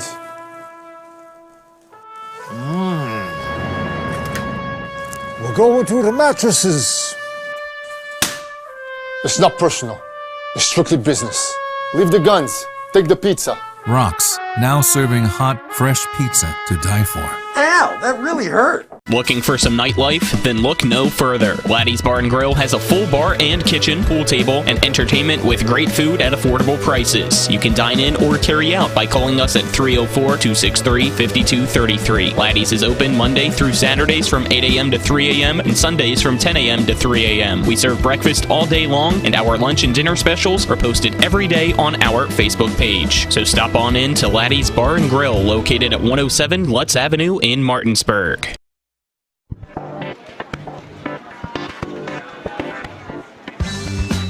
Laura. Hey, Laura. What's with the sunglasses? Ouch! The word is spreading. Bechtel Jewelers is home to some dangerously brilliant diamonds. See the difference at Bechtel Jewelers in Inwood. Sunglasses not included.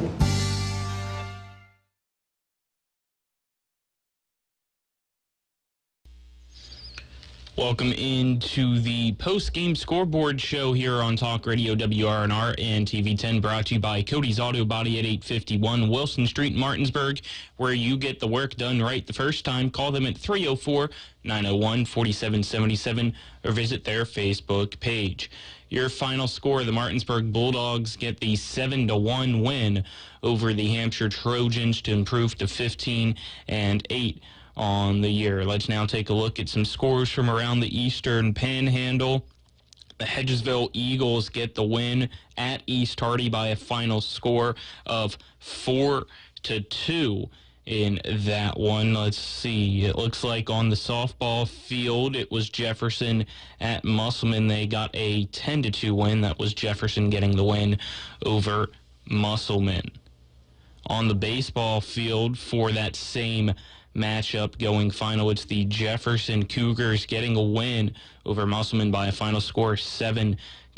So Jefferson continues to stay hot, while the Musselman Applemen have now lost 4 straight games after a very hot streak of winning 16 in a row for them.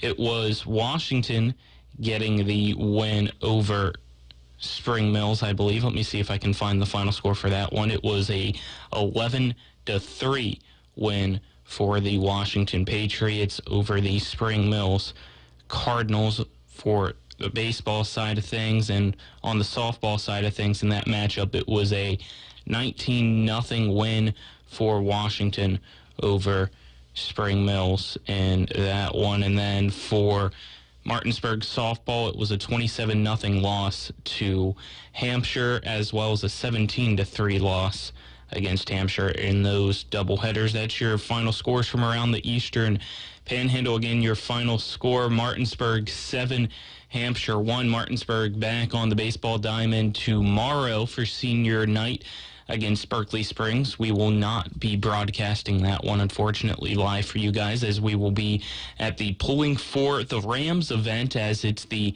last time you'll get to see Tyson Bagent, Joey Fisher, Ronnie Brown, Brian Walker all together in this area as they prepare for the NFL draft that starts on Thursdays. They're all hoping for their names to be called, so make your way down to the Mountaineer Pub tomorrow from 6 p.m. until 9 p.m. for the Pulling for the Rams fundraiser. Help support the Shepherd Rams football team as they continue to try to be a dominant force in the NCAA Division II football programs in the entire nation. I mean, back-to-back regional champions, and something that they want to continue to do, but they need the support of the community, so make it out. If you can't, we'll be broadcasting live. Help raise some money for the TB2 scholarship. I'm Colin McLaughlin signing off. This has been the Post-Game Scoreboard Show brought to you by Cody's Auto Body. You've been tuned in to West Virginia High School Baseball on Talk Radio WRNR and TV10. On the TV10 side, we'll go back to regular programming. On the radio side, we'll have the conclusion of the Nationals game.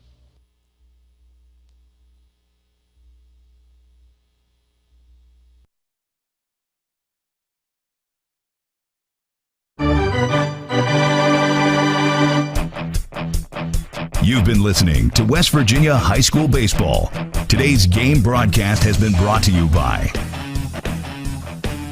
Parsons Ford of Martinsburg, The Skinner Law Firm, Laddie's, Trips Flooring, Jambo Construction and Fencing, the Mirius Group of Financial Advisors, Smallwood and Small Insurance, CMA Honda of Winchester, Bechtel Jewelers, Cody's Auto Body, Rock's Local Markets, CMA Toyota Chevrolet of Martinsburg, Orsini's Home Store, Farmers and Mechanics Insurance Companies, WVU Medicine Berkeley and Jefferson Medical Centers, the Mansion Ferretti Law Firm, and by Hagerstown Ford. For the continued excitement of high school, college, and Major League Baseball, keep it tuned to FM 106.5, AM 740, Comcast Cable Channel 10, and online talkradio WRNR.com. All rights reserved.